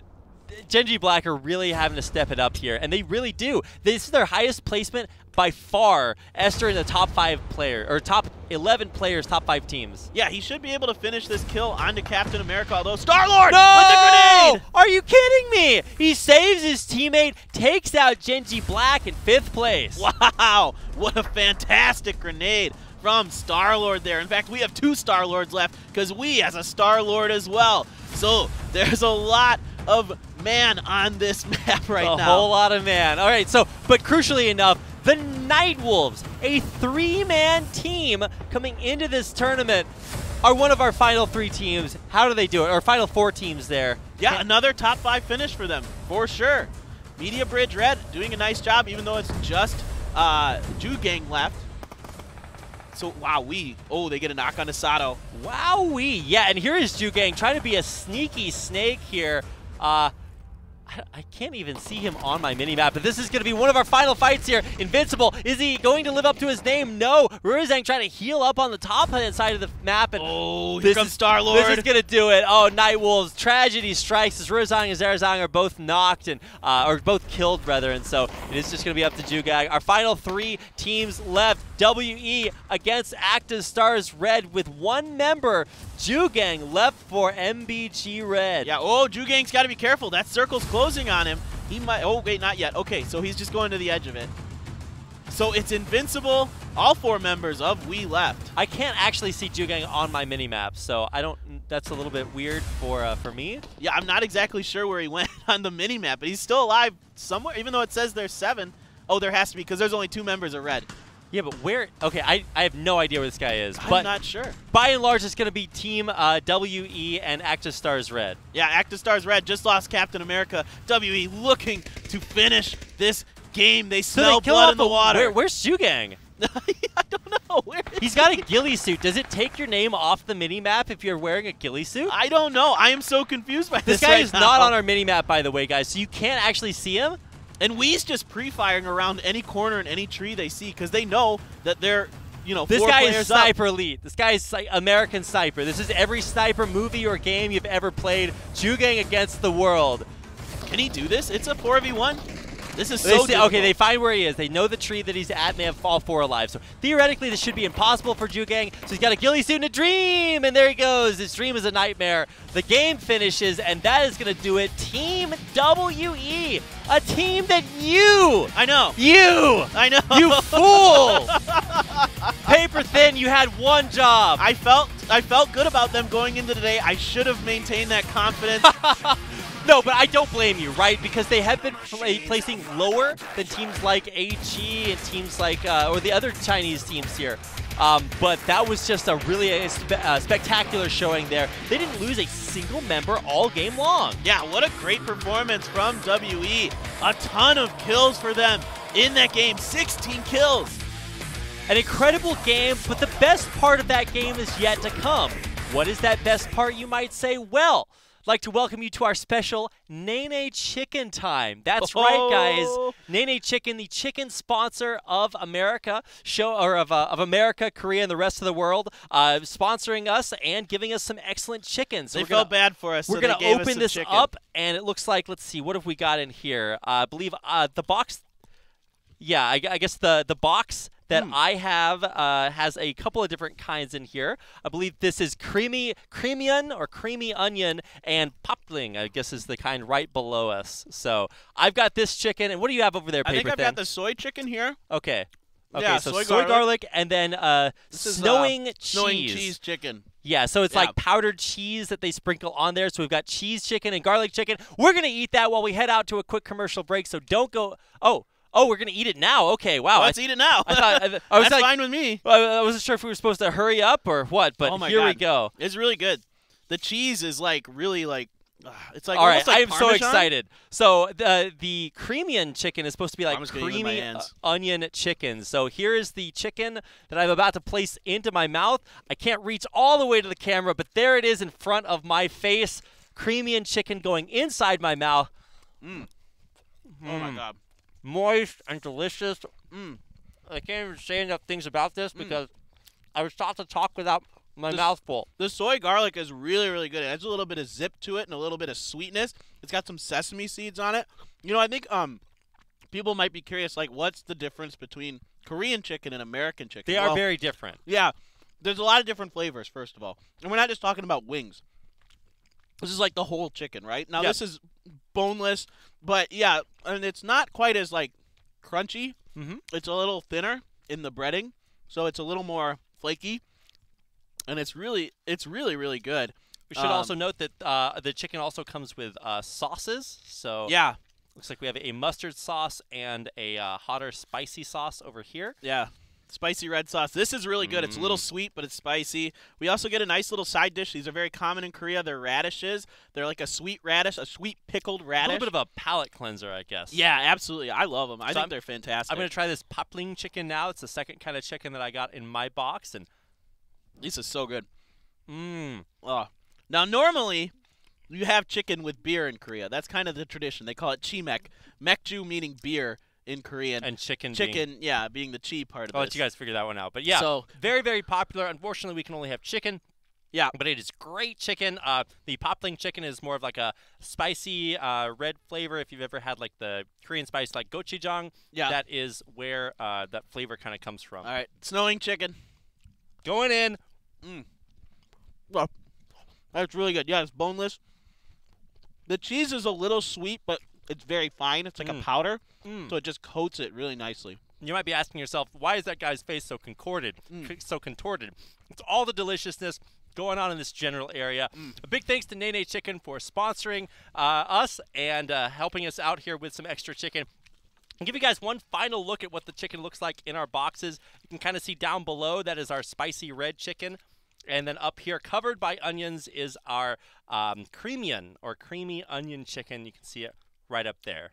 Yeah, we've got the soy. This is the soy garlic, my favorite, I think. I really like the snowing cheese, too, but this is so good. Snowing cheese is always one of my favorites. Yeah, it's hard not to like that. I mean, snowing is kind of like a term they use when they just kind of like put a bunch of cheese on top of something here in Korea. Because obviously it looks like snow.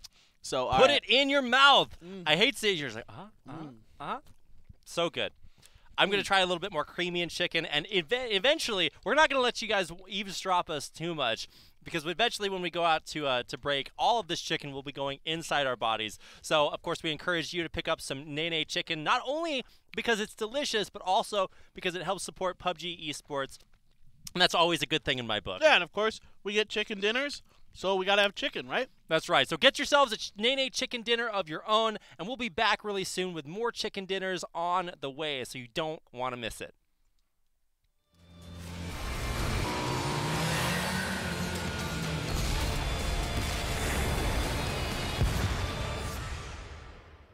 맛있는 치킨의 새로운 공식을 찾아야 돼. 우리는 더 맛있는 메뉴를 원해요. 그렇다면 스윗한 갈릭 소스에 고소한 감자튀김이 포테이토 짜용. 홍천고추의 매콤함과 감칠맛이 살아있는 핫블리 치킨. 아삭한 치킨 위에 진한 치즈 가루가 듬뿍. 스노이 치킨. 3가지만 완벽한 치킨을 위한 맛있는 공식이야. 그럼요, 당연하죠, 내내 치킨.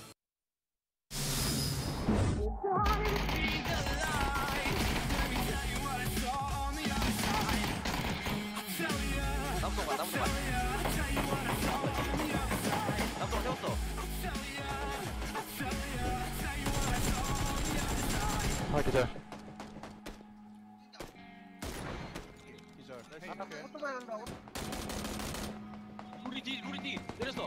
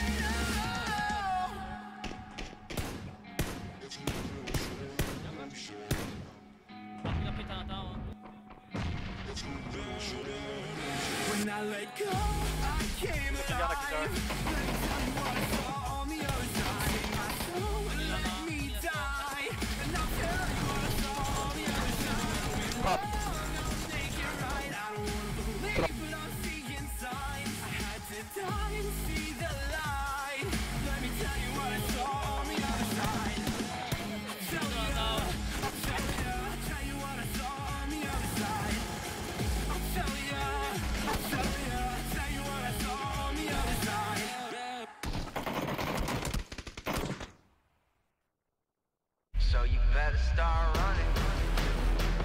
So you better start running. Yeah. So you better start running. So you better start. So you better start. 'Cause there's only one king.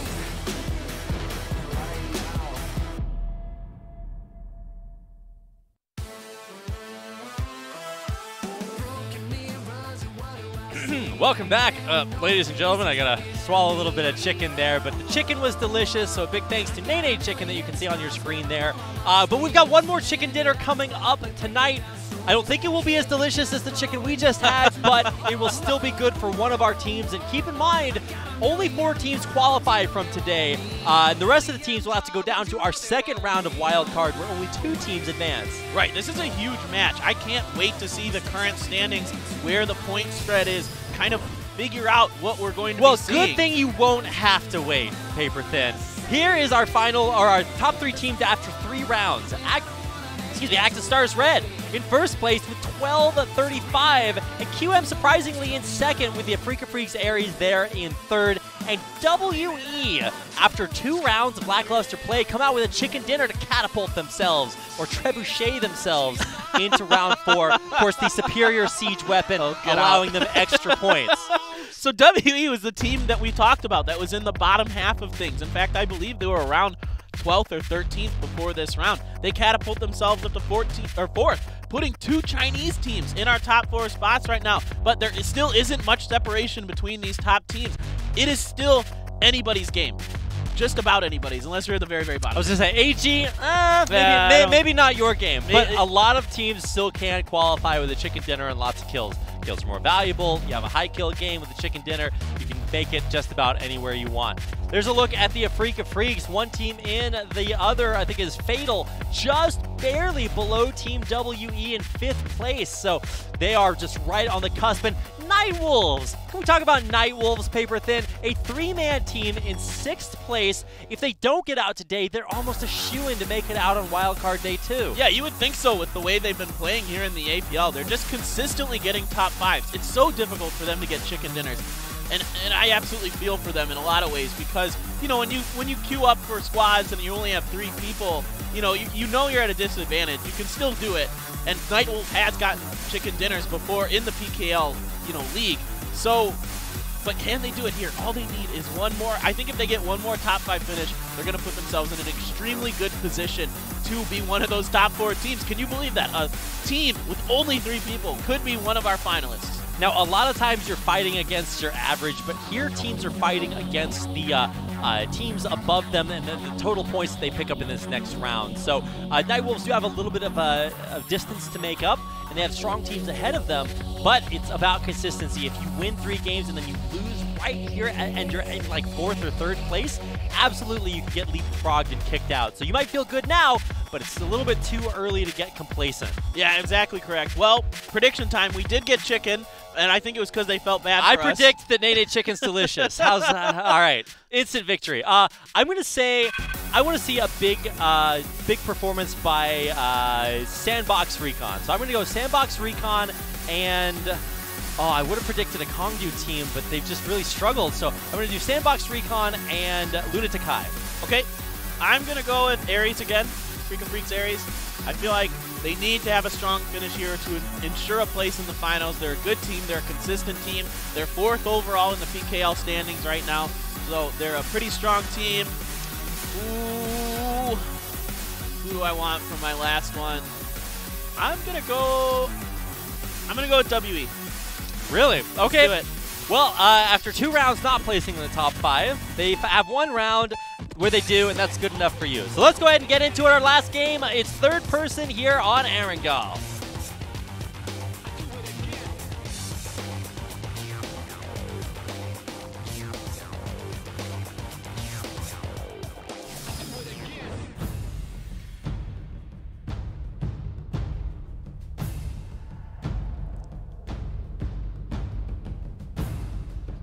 Here we go, our final game of the night here. About to get ready to go. Okay, that was a look at the inside of our plane, and here's a look at the path of the plane. It's heading pretty straight across the lower side of the mainland, of course, an east to westerly direction, ending around Primorsk. Yeah, so this is going to be difficult for the teams that like to go into the northern part, unlike the last plane a little bit. It's going to be tricky to kind of find vehicles, especially for a team like Quadro to get up to Zarki. We, I believe, went Severny last time, so a little bit trickier for them to get vehicles. There might be a little early action around Yasnaya or Razak or something while they try to find vehicles. So a lot of teams are really happy about this southern plane, though. Teams that like to go to Sosnovka Island, so we saw Kakao go to Novo last time, and of course, Kongdu Red Dot, they almost always go military base, regardless if anybody else is there or not. Yeah, it surprises me. One of the biggest, I guess, characteristics about PUBG as an esport is that in a lot of other games, you'll see teams and players really contest each other. But because fighting early on is just so volatile and sabotages your strength for the rest of the game, you really see teams avoid that. So it's like it's a game where people want to fight, but they also don't want to fight. So even though like Sosnovka Island is a very good spot to loot for the location, teams won't congregate there because they know that it's already been sort of double quotes claimed. Right. Here we see once again AG and SLR right on top of each other, landing in the same compound. So might be a little early action here between Mong and I believe that is Yuchen from AG.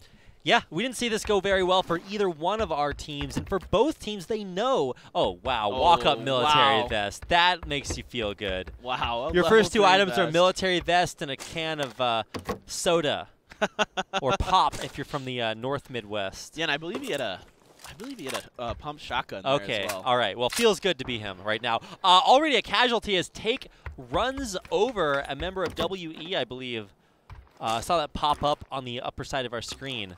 Yeah, it looks like, yeah, WE trying to get vehicles around Yasnaya, and it was Take? So WE actually split up, I believe. Ah, okay. Yeah, they did. So it's Take and Nalbin up top, down south below Solver. Ah, okay, I see. We might get a replay of that, actually, because it was such a crucial early kill. Either way, watching players loot always makes me happy because that's 90% of what I do in the game. Looting's the only reason I like this game, Rapid. I get this stuff and this stuff and this stuff, and then I die, but so what? I get to play again and get more stuff. Feels good. All right, so our teams have dispersed around the map. Still nobody up in Zarki, even though Actus Star is red. They're on their way, man. He'll make it there eventually. Well, it doesn't look like Quadro is... Well, they're trying to make their way up to Zarki. They've got a vehicle with all of their members in it. I think they're in a boat, actually. Oh, no. Oh, yeah, they're actually in a boat. Okay, this is really dangerous for Quadro. I don't know that they can make this work.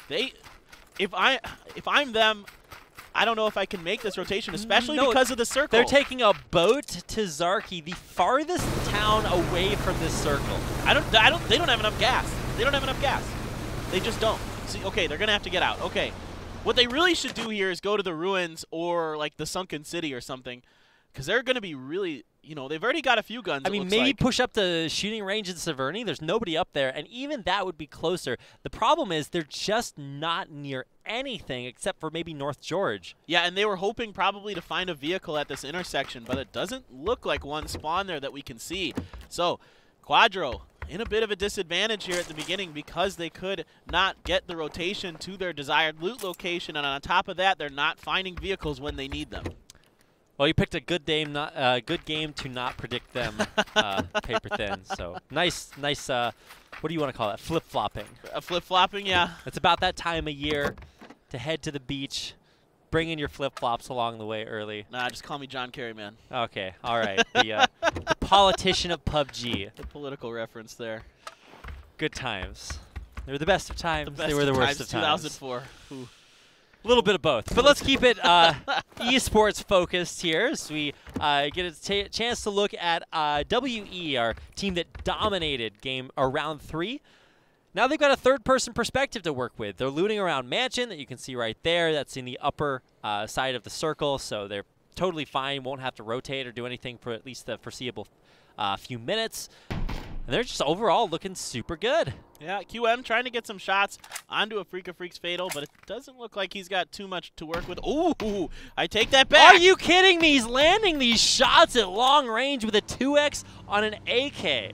Wow, Jaden's head was just barely sticking out there. Look at that guy. Oof. Jaden able to come through, but he has to use a first aid kit for it. He's trying like, to get on this motorcycle. How can they headshot me when there's 10,000 people on the planet? Well, it turns out QM is just that good today. Well, I guess they are.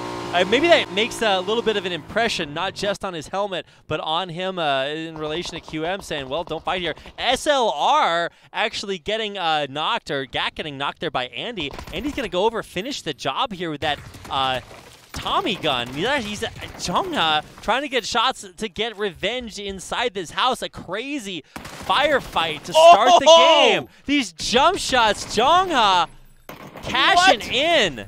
Those were insane jump shots by Jongha. He's going to pull out the double barrel, walk through the door. Can he get this corner shot behind the door? He doesn't look know. right. No, Jongha, you were so close. But his teammate was there to help him. Yeah, and yet so far, this actually might be a tragedy. Yu-Chen, it's only Andy left alive. If Andy goes down here, all of AG dies. Oh, and he does! AG is our first team eliminated from round 4. Great job by SLR there. They managed to get those early kills. Jongha with those jumping scar shots. Oh, I think it was a Tommy gun. I think he had. Was it a Tommy? It was either one of those two. Impressive. But wow, what a way to make it work early on. They do lose. I think Gak. Yeah, Gak went down. But a 4K at 6 minutes feels good. Yeah, it's always kind of weird for me when I'm watching competitive PUBG and you see two teams fight in the beginning 2 rounds in a row when they're but Style hold that thought. Knocks him out of that car. Yoni going down. Style living up to his name. Style playing some gatekeeping on the bridge here. We haven't seen too much of this in the APL where teams opt to gatekeep the bridges, but KDR feeling confident that they could pick off some members of Kakao as they rotate. Yep. 15 points is 15 points. That's all I'm trying to say. However, you got to get it. They made it look kind of easy, and now Curious is going to run up and loot him there on the bridge. Yeah, let's see if Kakao opts to set up to try to take advantage of the position that KDR is in, meaning that they know where KDR is and if they'll try to get some revenge. Or if Kakao opts to just maybe play safe, they could definitely grab a boat here and go to the other side of the island. They know that Kakao has to leave the island somehow, so it would either be boat or bridge. The 2 Bs, and they might not be taking either one of them if they get taken out right here. Well, there's still like a 15% chance this circle goes down to Sosnovka Island. It's not for sure. Yeah, it would be over in Novo if it did. Yeah, so we'll keep an eye on this. Active Stars Red. Where are they? They are over on near Watertown, near North George, up in that area. Oh, meanwhile, Larm just landed a nasty headshot. Yeah, Rurizang. I was about to pick Nightwolves. I was so close. And even though he might get rezzed here, I think Miracle has got other ideas. Well, yeah, ROG Centurions, if they can get all their members there, they only have 2. So they need a little bit more support, I believe, before they should really engage this fight. And otherwise get a long-range position like Miracle might be doing right now. In fact, Nightwolves get the res and they're going to back off. So I don't think we'll see too much more action between these two teams for now. Nightwolves do get the res off, so they are going to piece the scene, just happy to be alive. And they will make their way into the circle. So, you know, that's more than you can say for, I think, 6 other teams that are all outside. Blossom getting in the car, or outside the car as they hop out to get some shots off onto Hyper. Yeah, and I want to take note real quick. We just saw Genji Black making their rotation. They're opting to take that lumberyard that Kongdu Gold took the other day that allowed them to get a chicken dinner. In a similar Gold. Or Kongdu Gold. Oh my Is that God. the team I don't know about? Are we playing Hyper teams today? Yeah, the All-Star match? All-Star teams here today. I'm sorry. Genji Gold took this lumberyard and was able to get a chicken dinner from that position. So, taking a note out of their sister team's playbook to try to find a chicken dinner, which they desperately need to get onto the finals. CCJ, is he actually going to hit some of these shots? The car's like whipping around. Oh! But he does get the kill on, or the kill onto Hyper goes down in the background.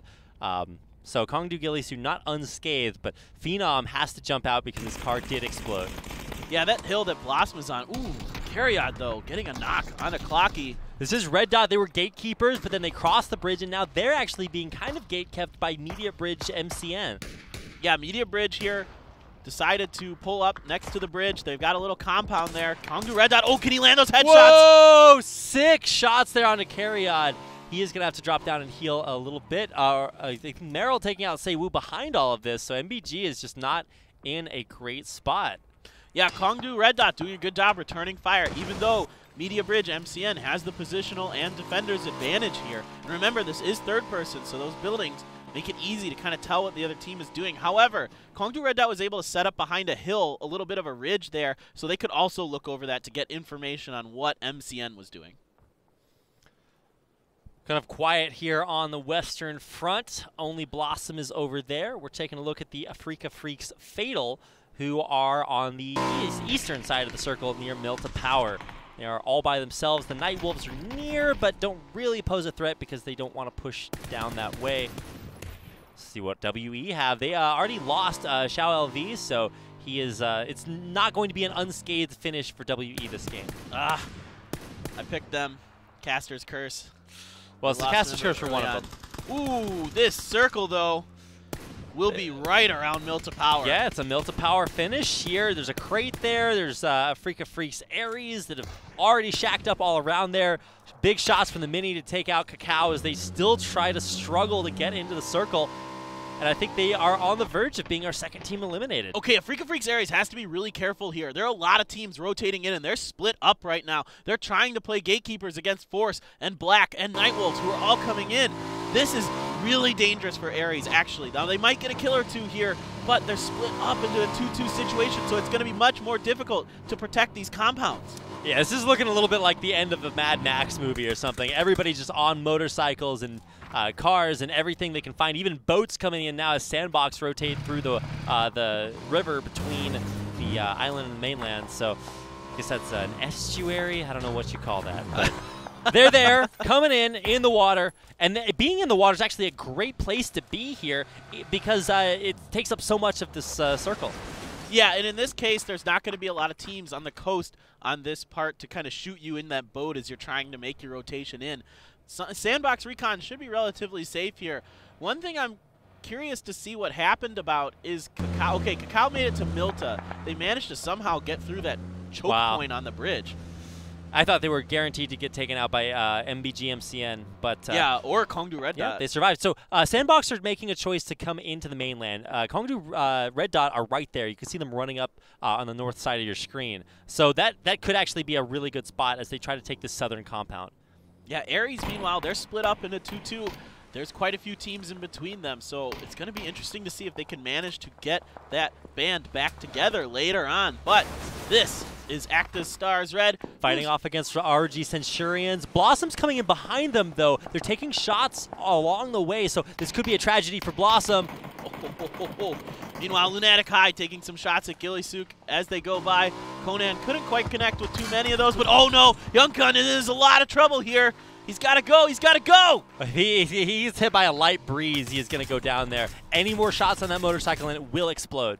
Oh, he just narrowly is out of there, but now he's okay. Wow, he is really lucky that he didn't take a knock from getting off that motorcycle at that speed. That is risky business. Yeah, I mean, he was just so scared. He knew that if he stayed, it was just a gamble to stay on the motorcycle any longer. So. Yeah, absolutely. He gets off, stays alive. Blossom was talking about them and Actus Stars Red. They're still in a struggle right now. We're looking at ROG Centurions, who are just below that towards the Milta Power Station.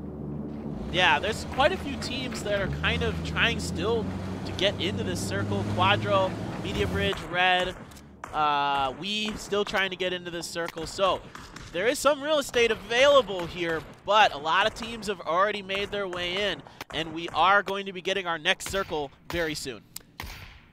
MBG MCN still trying to take some pot shots over there at Actus Stars Red. Yeah, Red's got that silenced SLR. Ooh. That's so nice. Taking those really long-range shots there at, I believe it was Actus Stars Red. Both Media Bridge teams actually on opposite sides of the circle, so it's Red that's dealing with Actus down here, and MCN that's trying to get into Milta itself from the edge of the western side of the circle. Yeah, Quadro now about to get in a battle with, it looks like, with MCN. They're both trying to get into Milta here. This is Kongdu Gilisuk. ROG Centurion split up into a 2-2 into these yellow houses to the northwest of Milta Power. New circle time. And I'm guessing Milta Power, like the power station, but okay, so that's still in. Yep. The town Milta is actually out of this circle, maybe a couple of fringe buildings in, but this is going to be a little bit rough for our teams like we that are still trying to get inside the circle from the north. Yeah, Sandbox Recon opted to get out near the cliff and try to make their way in from there. Not a terrible idea, I don't think. If Kongdu Red Dot bypasses that facility, they'll have it if they want. SLR's made their way in. Cacao on their way in. QM taking some shots here. Nothing too much connecting there.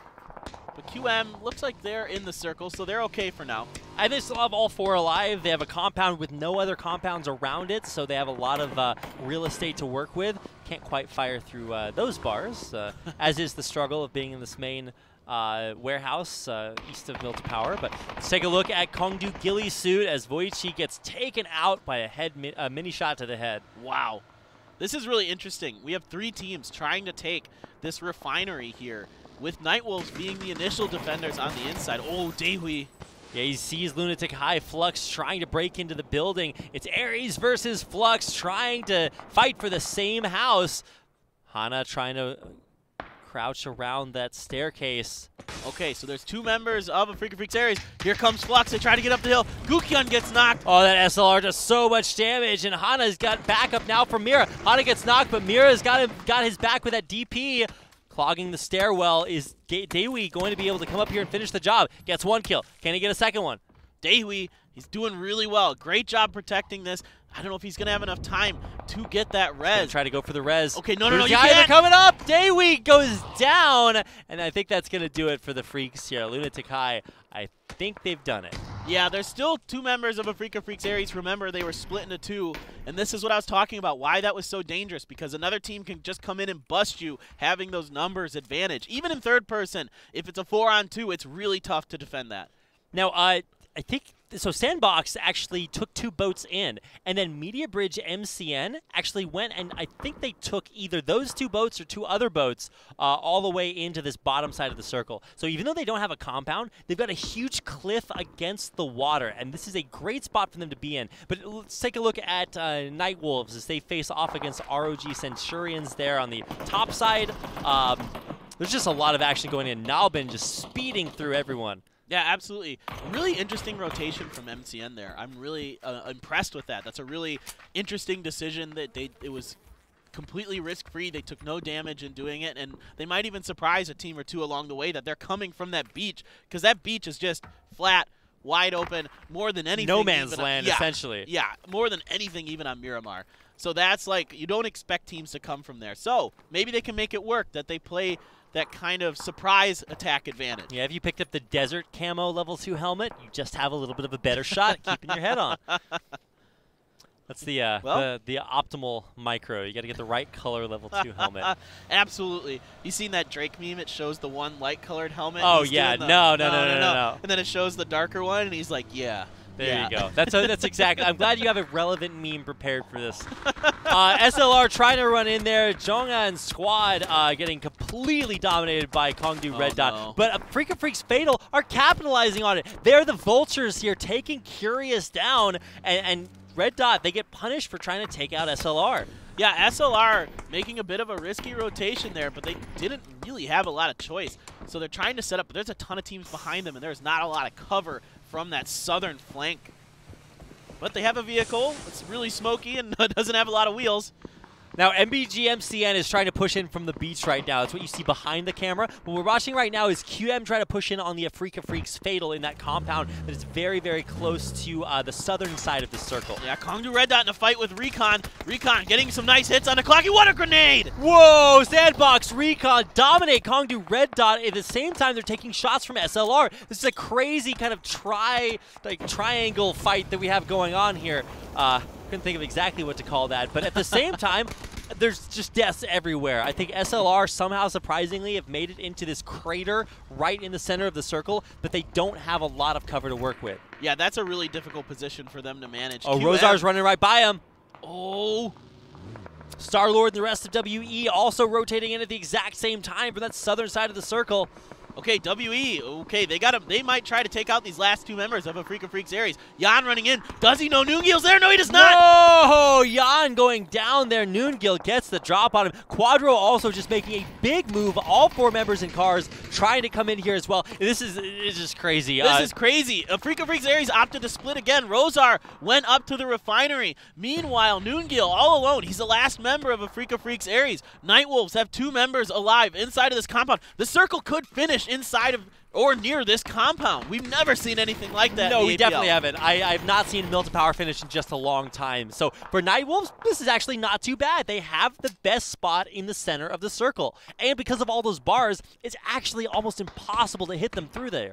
Yeah, really difficult to hit, but also difficult for them to make shots through those bars. Right. So a bit of a weird proposition that you're given there. Can I get more hits through those bars than they can get against If we me? had like indestructible panes of glass and you were on opposite sides, this is like in the end of the Phantom Menace when Obi-Wan Kenobi and Darth Maul are on opposite edges of those power beams in the end.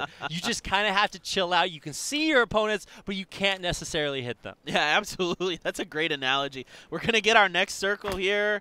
Where is it going? Right on top of that facility. This is going to be a wild finish. There is so much cover and so much room to maneuver inside of that facility because of all the little nooks and crannies and pipes and other, debris that's inside of there.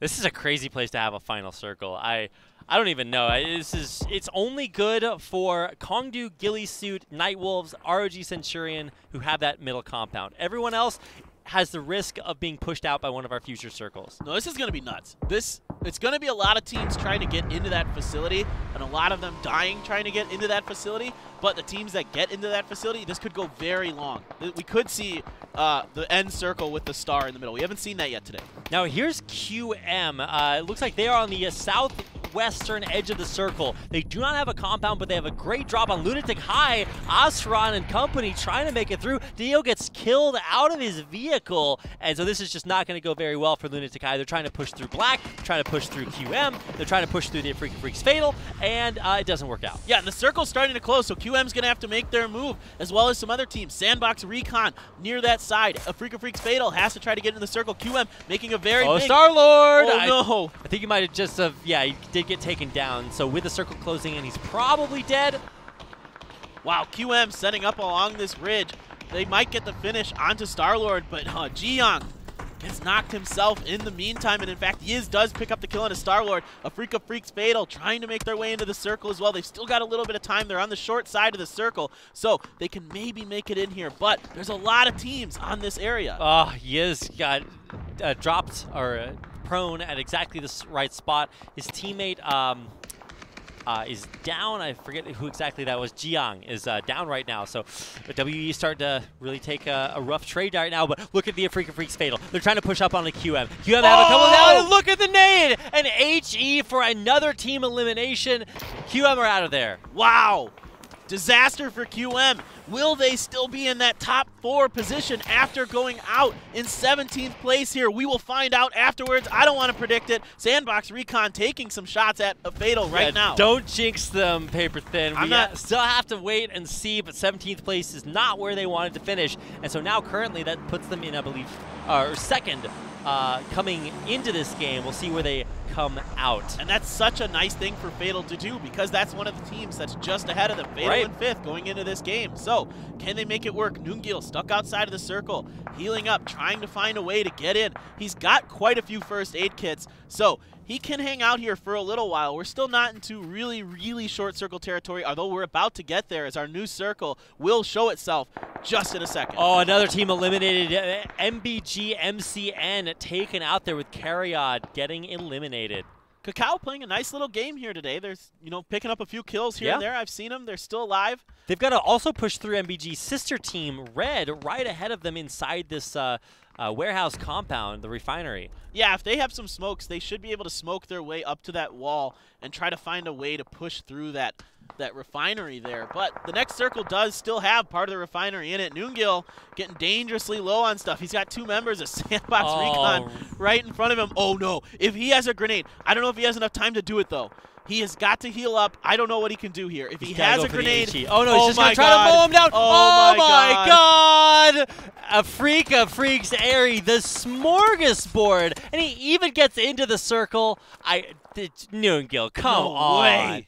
Can he survive this? There's some teams shooting at him. Maybe he can pick up some more. Oh my god, look at this. 12? He has 12 first aid kits, by the way, guys. Infinite health by the BTW. Are you kidding me? Noongil. Jaden and Jasna are in a little bit of a struggle right there, kind of pinned behind the hill. They're still trying to get in, but man, Noongil, come on. Yeah, Black's in a fight here with AfreecaFreeks Fatal. They've lost one member. Grammatic went down. So Esther, Sexy Pig, trying to keep the rest of AfreecaFreeks Fatal from pushing in to get Jaden. Jaden does go down. Sexy Pig landing some more shots here. Esther able to heal up. Sexy Pig trying to heal as well. But Jasna! Who had the drop on him there? Oh, it was Mong! SLR now playing spoiler to this engagement. They are actually stuck in the middle of the circle. They're in a crater, but they're not in a building right now, and they're really punishing AfreecaFreeks and Black for trying to come in from that side. And Black smelled blood and just pushed in and took out 2 members of AfreecaFreeks They did it! Fatal. They took them all out. Yeah, oh Shadow's out of there. Black with the kill credit. Sexy Pig living up to his name. Yeah, indeed, getting greedy for the shots and making them count, so looking good at the same time. Yeah, MBG, and ROG Centurions really kind of struggling. Poppy Rio is down, but where is his teammate? I think the Centurions are out. I think the Centurions are out. Yeah, they were down in 11th place. Yeah, wow. Well, Noongil still trying to heal outside of the circle. He's way outside of the circle now. So whoa, but that grenade! No way! A double for retry. Gets the knock onto Esther and the kill on the Sexy Pig. Wow. He steals that kill on the Sexy Pig away from SLR, crucially enough. But now, as Lunatic Flux trying to push in, Blossom are up on top of that compound, destroying them. They get all these knocks and kills that it's just not going to be possible for Lunatic High anymore. And Black just went out in 9th place. Yunroot died to the circle, so that's all members of Black. Noongil with his 12 first aid kits, still alive outside the circle. Yeah, I guess he's just going to stay out there. I mean, maybe I'd at least try to run in. Well, I don't know. At this point, I think they know better than me. Maybe he should just stay outside. He has so many first aid kits. Yeah, he'll be alive for a long time. So if there's another altercation, he'll just keep bumping up the spots. Yeah, ooh, he's going to take some shots here at SLR, but he's about to go down. He just doesn't have it. Yeah, he ran out of first aid. He ran out of first aid kits. Trying to draw his name there on the tree for a second. It's like J, Hearts, H, then he dies. So Quadro in a really nice position here inside of the refinery. The circle is pretty much still got a lot of that big part, that big warehouse-looking thing in the middle of the refinery. Meanwhile, SLR doing some more work here. Jonah gets a kill onto Blackbean. they're doing a great job kind of working this southwestern part of the circle. They've taken down a lot of teams. AfreecaTV's Fatal.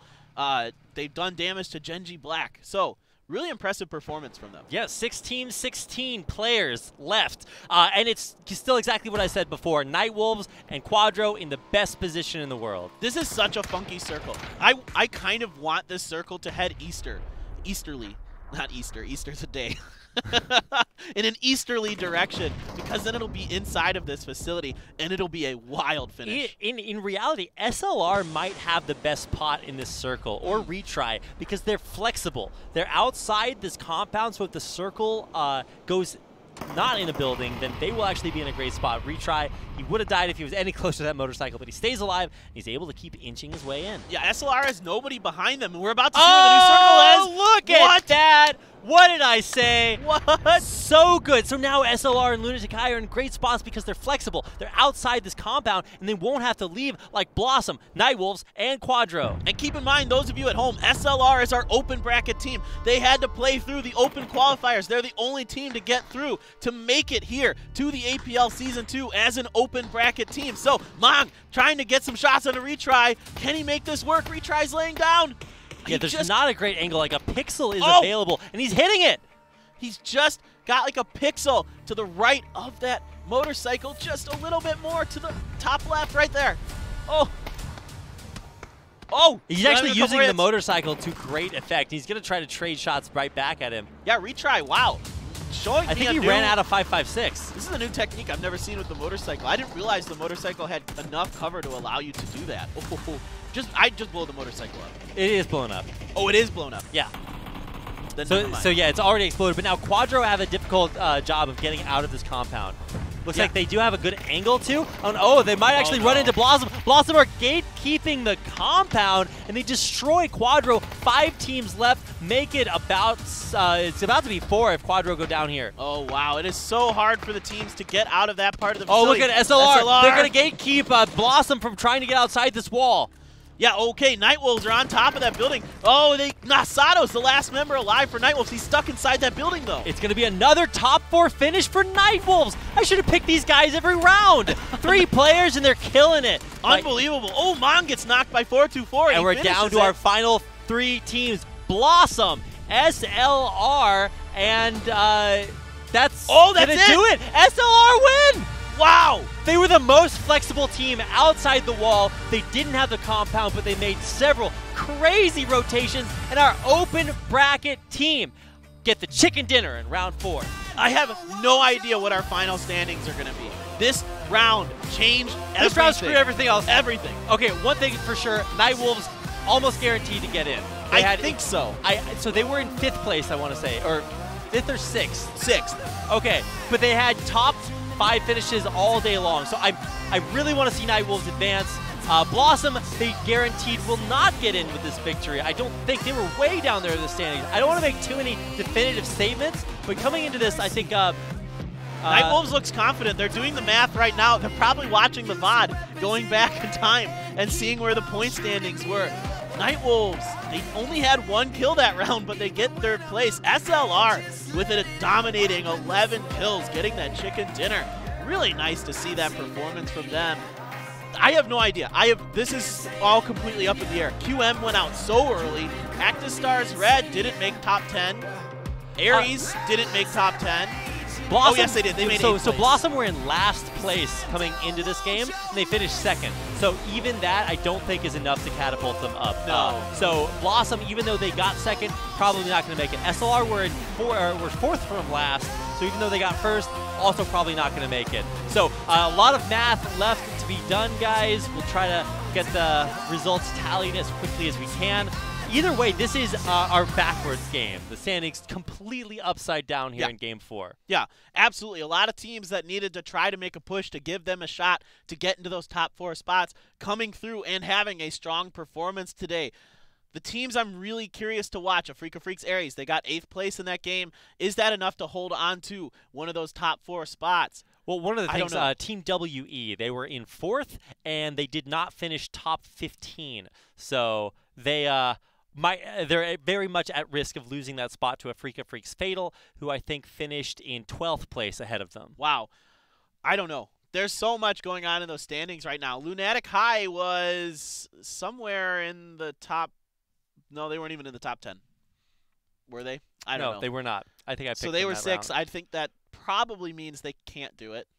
Probably not. Yeah. So just to check our standings here, our final standings for that round were SLR in first, Blossom in second. I don't think either one of those teams can get in. Nightwolves were in sixth, and they placed third. So they have a very good shot of getting in because the 2 teams ahead of them, AfreecaFreaks Fatal and Team WE, both placed below them here substantially, like 10 places. But will the fact that they didn't get a lot of kills in any of their games really affect that final positioning? Because they only had 1 kill in that last game. So Yeah. I'm not sure. I think you're right. I think Nightwolves will be maybe the 4th place team, which would be really super impressive. I mean, 3 players this whole time, and they managed to get into the finals after the first day of the I don't know how wild they card. do it. That's crazy. You're going to start to see teams sign up with like a duo. And it'll be like, well, the less players you have, the better you do, right? Yeah, that's how it works. Yeah. I don't know if that's quite how how it PUBG works. But it's just super incredible to see Nightwolves. Imagine what they could do with a 4th member. I know. I'm really curious to see after all of this part of the PKL is done. I think we have, after the APL Season 2 is done, we have PSS Season 2, and then 2 teams go to the PGI, right, from Korea. And then after that, I don't know if they're allowed to pick up another member or not. I'll be curious to see if they do. If Nightwolves make it to PGI, like, what a star-studded story. What a, just like Cinderella story, I guess is what you call it. From That would rags be to crazy. riches. A 3-man team making it there, I mean, that's just crazy. They would pretty much have to win the next 2 tournaments, but if they did it, they could make it. I mean, Genji Gold and Genji Black are pretty far ahead right now. Right. Especially Genji Gold has been finishing well. Let's go ahead out to our final closing interview, so we'll get a chance to hear from our round's winner, and then also our overall winner a little bit later on. So our 3rd round winner was a Chinese team, so we're going to have an interview with SLR, a surprise team to come out in first place in round 4. Let's hear from Jungha. So the top teams really couldn't defend their rankings, and so this is your first chicken dinner. How do you feel? 아무래도 저희가 오늘 경기력이 초반에 좋지 못해가지고 3라운드까지 그래가지고 지금 기대감은 좀 많이 없습니다. So we started off really rough and we just didn't perform very well, so we really didn't have any expectations coming into this. So you didn't really expect to ever make it to the finals? He says, yeah, I don't really think that we could make it to the finals directly from today, but hopefully in the second wildcard match we can advance from there.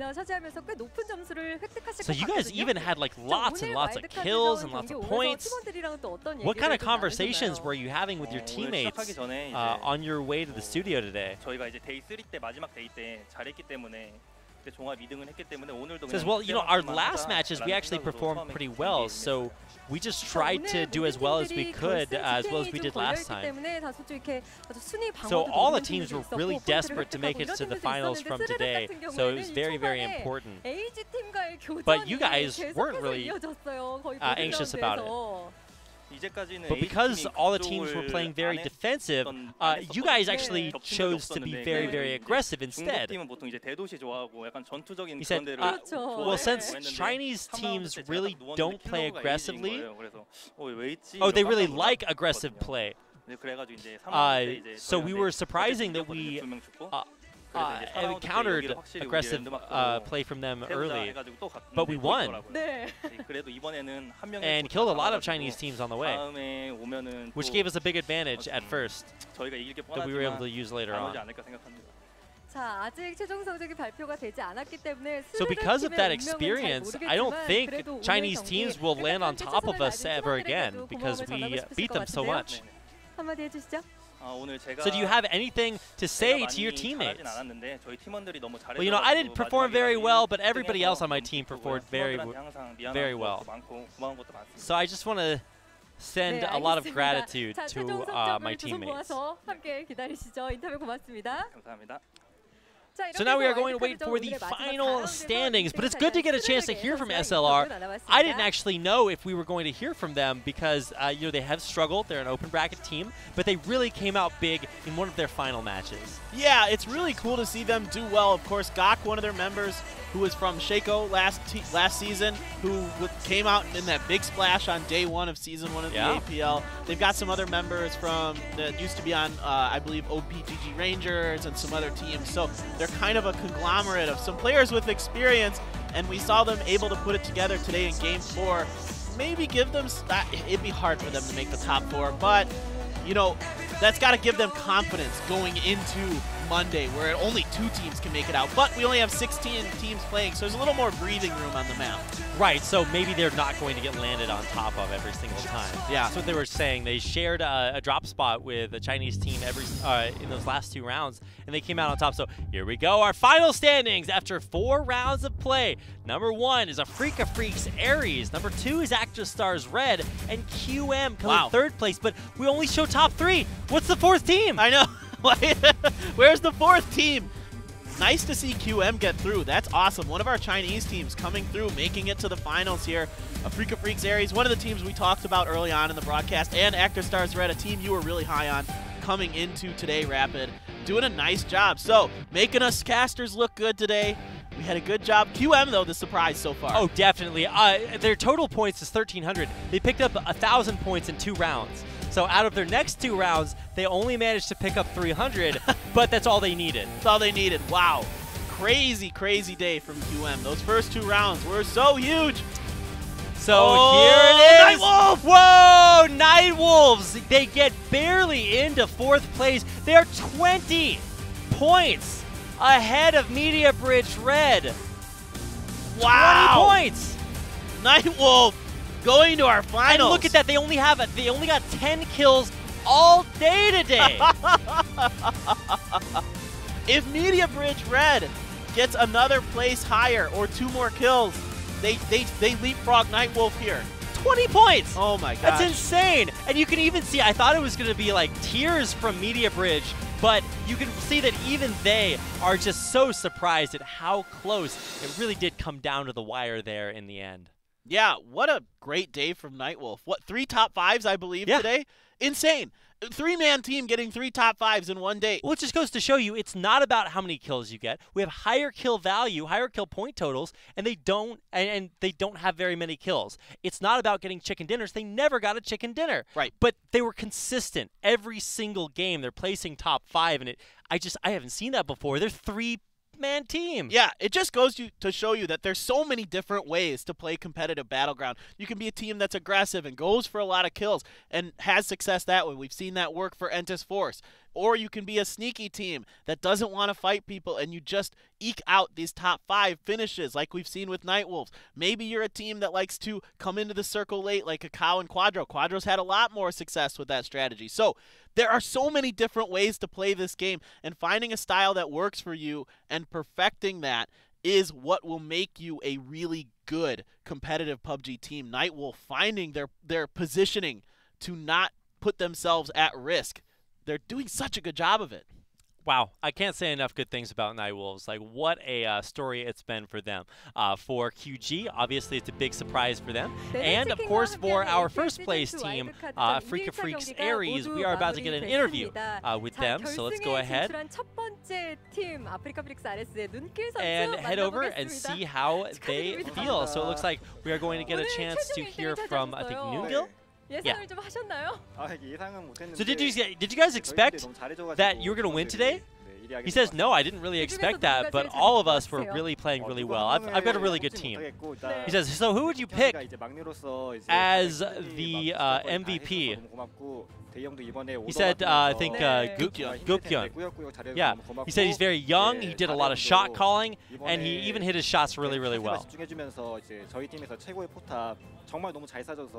And he really showed a lot of really good concentration, and he was just very determined. So it seems like AfreecaFreaks Aries, you guys have really good teamwork and trust each other a lot.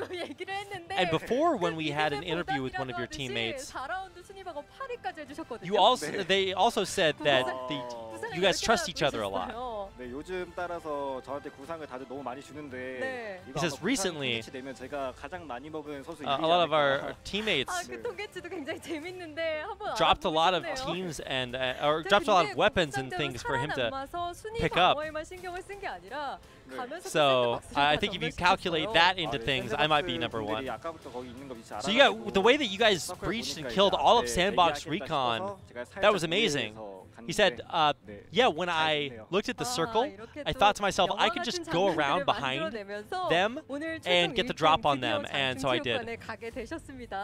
So now you guys are going to make it to the finals in the big stadium. How do you feel?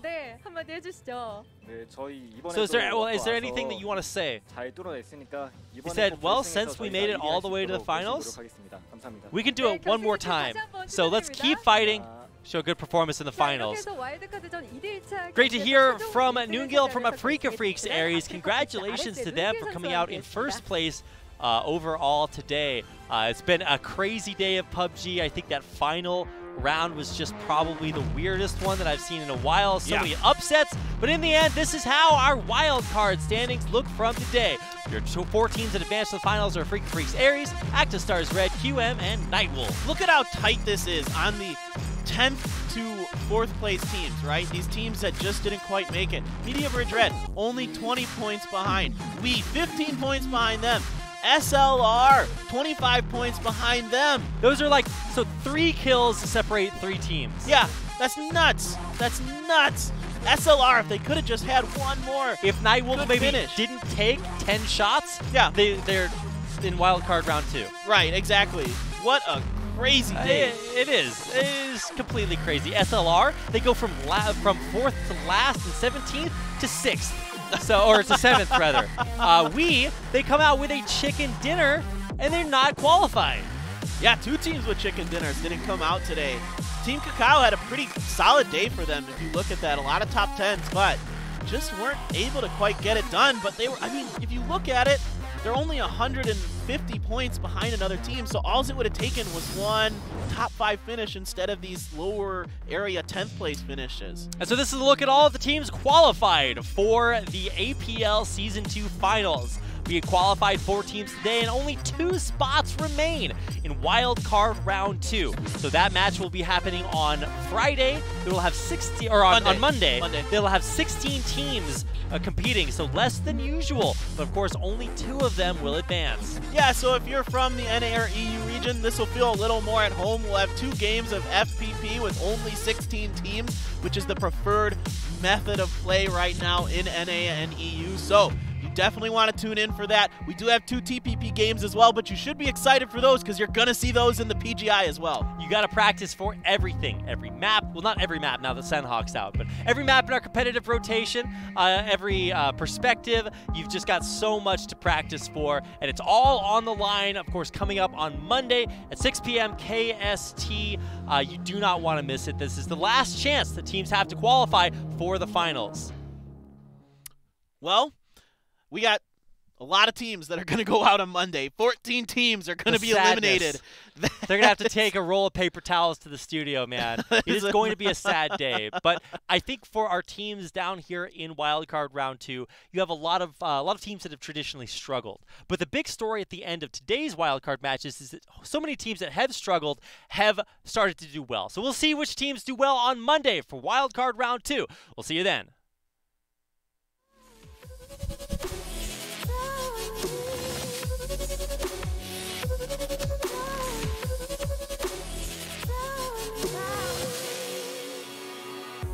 This land isn't free. Got sights calling for me. What do we see? The path of my life has led me to these seas. Wavy cries splashing over me.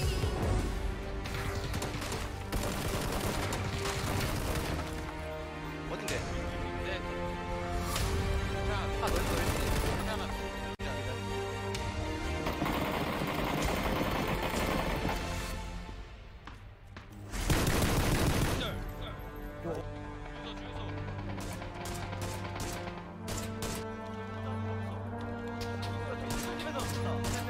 집 하나 기절해요.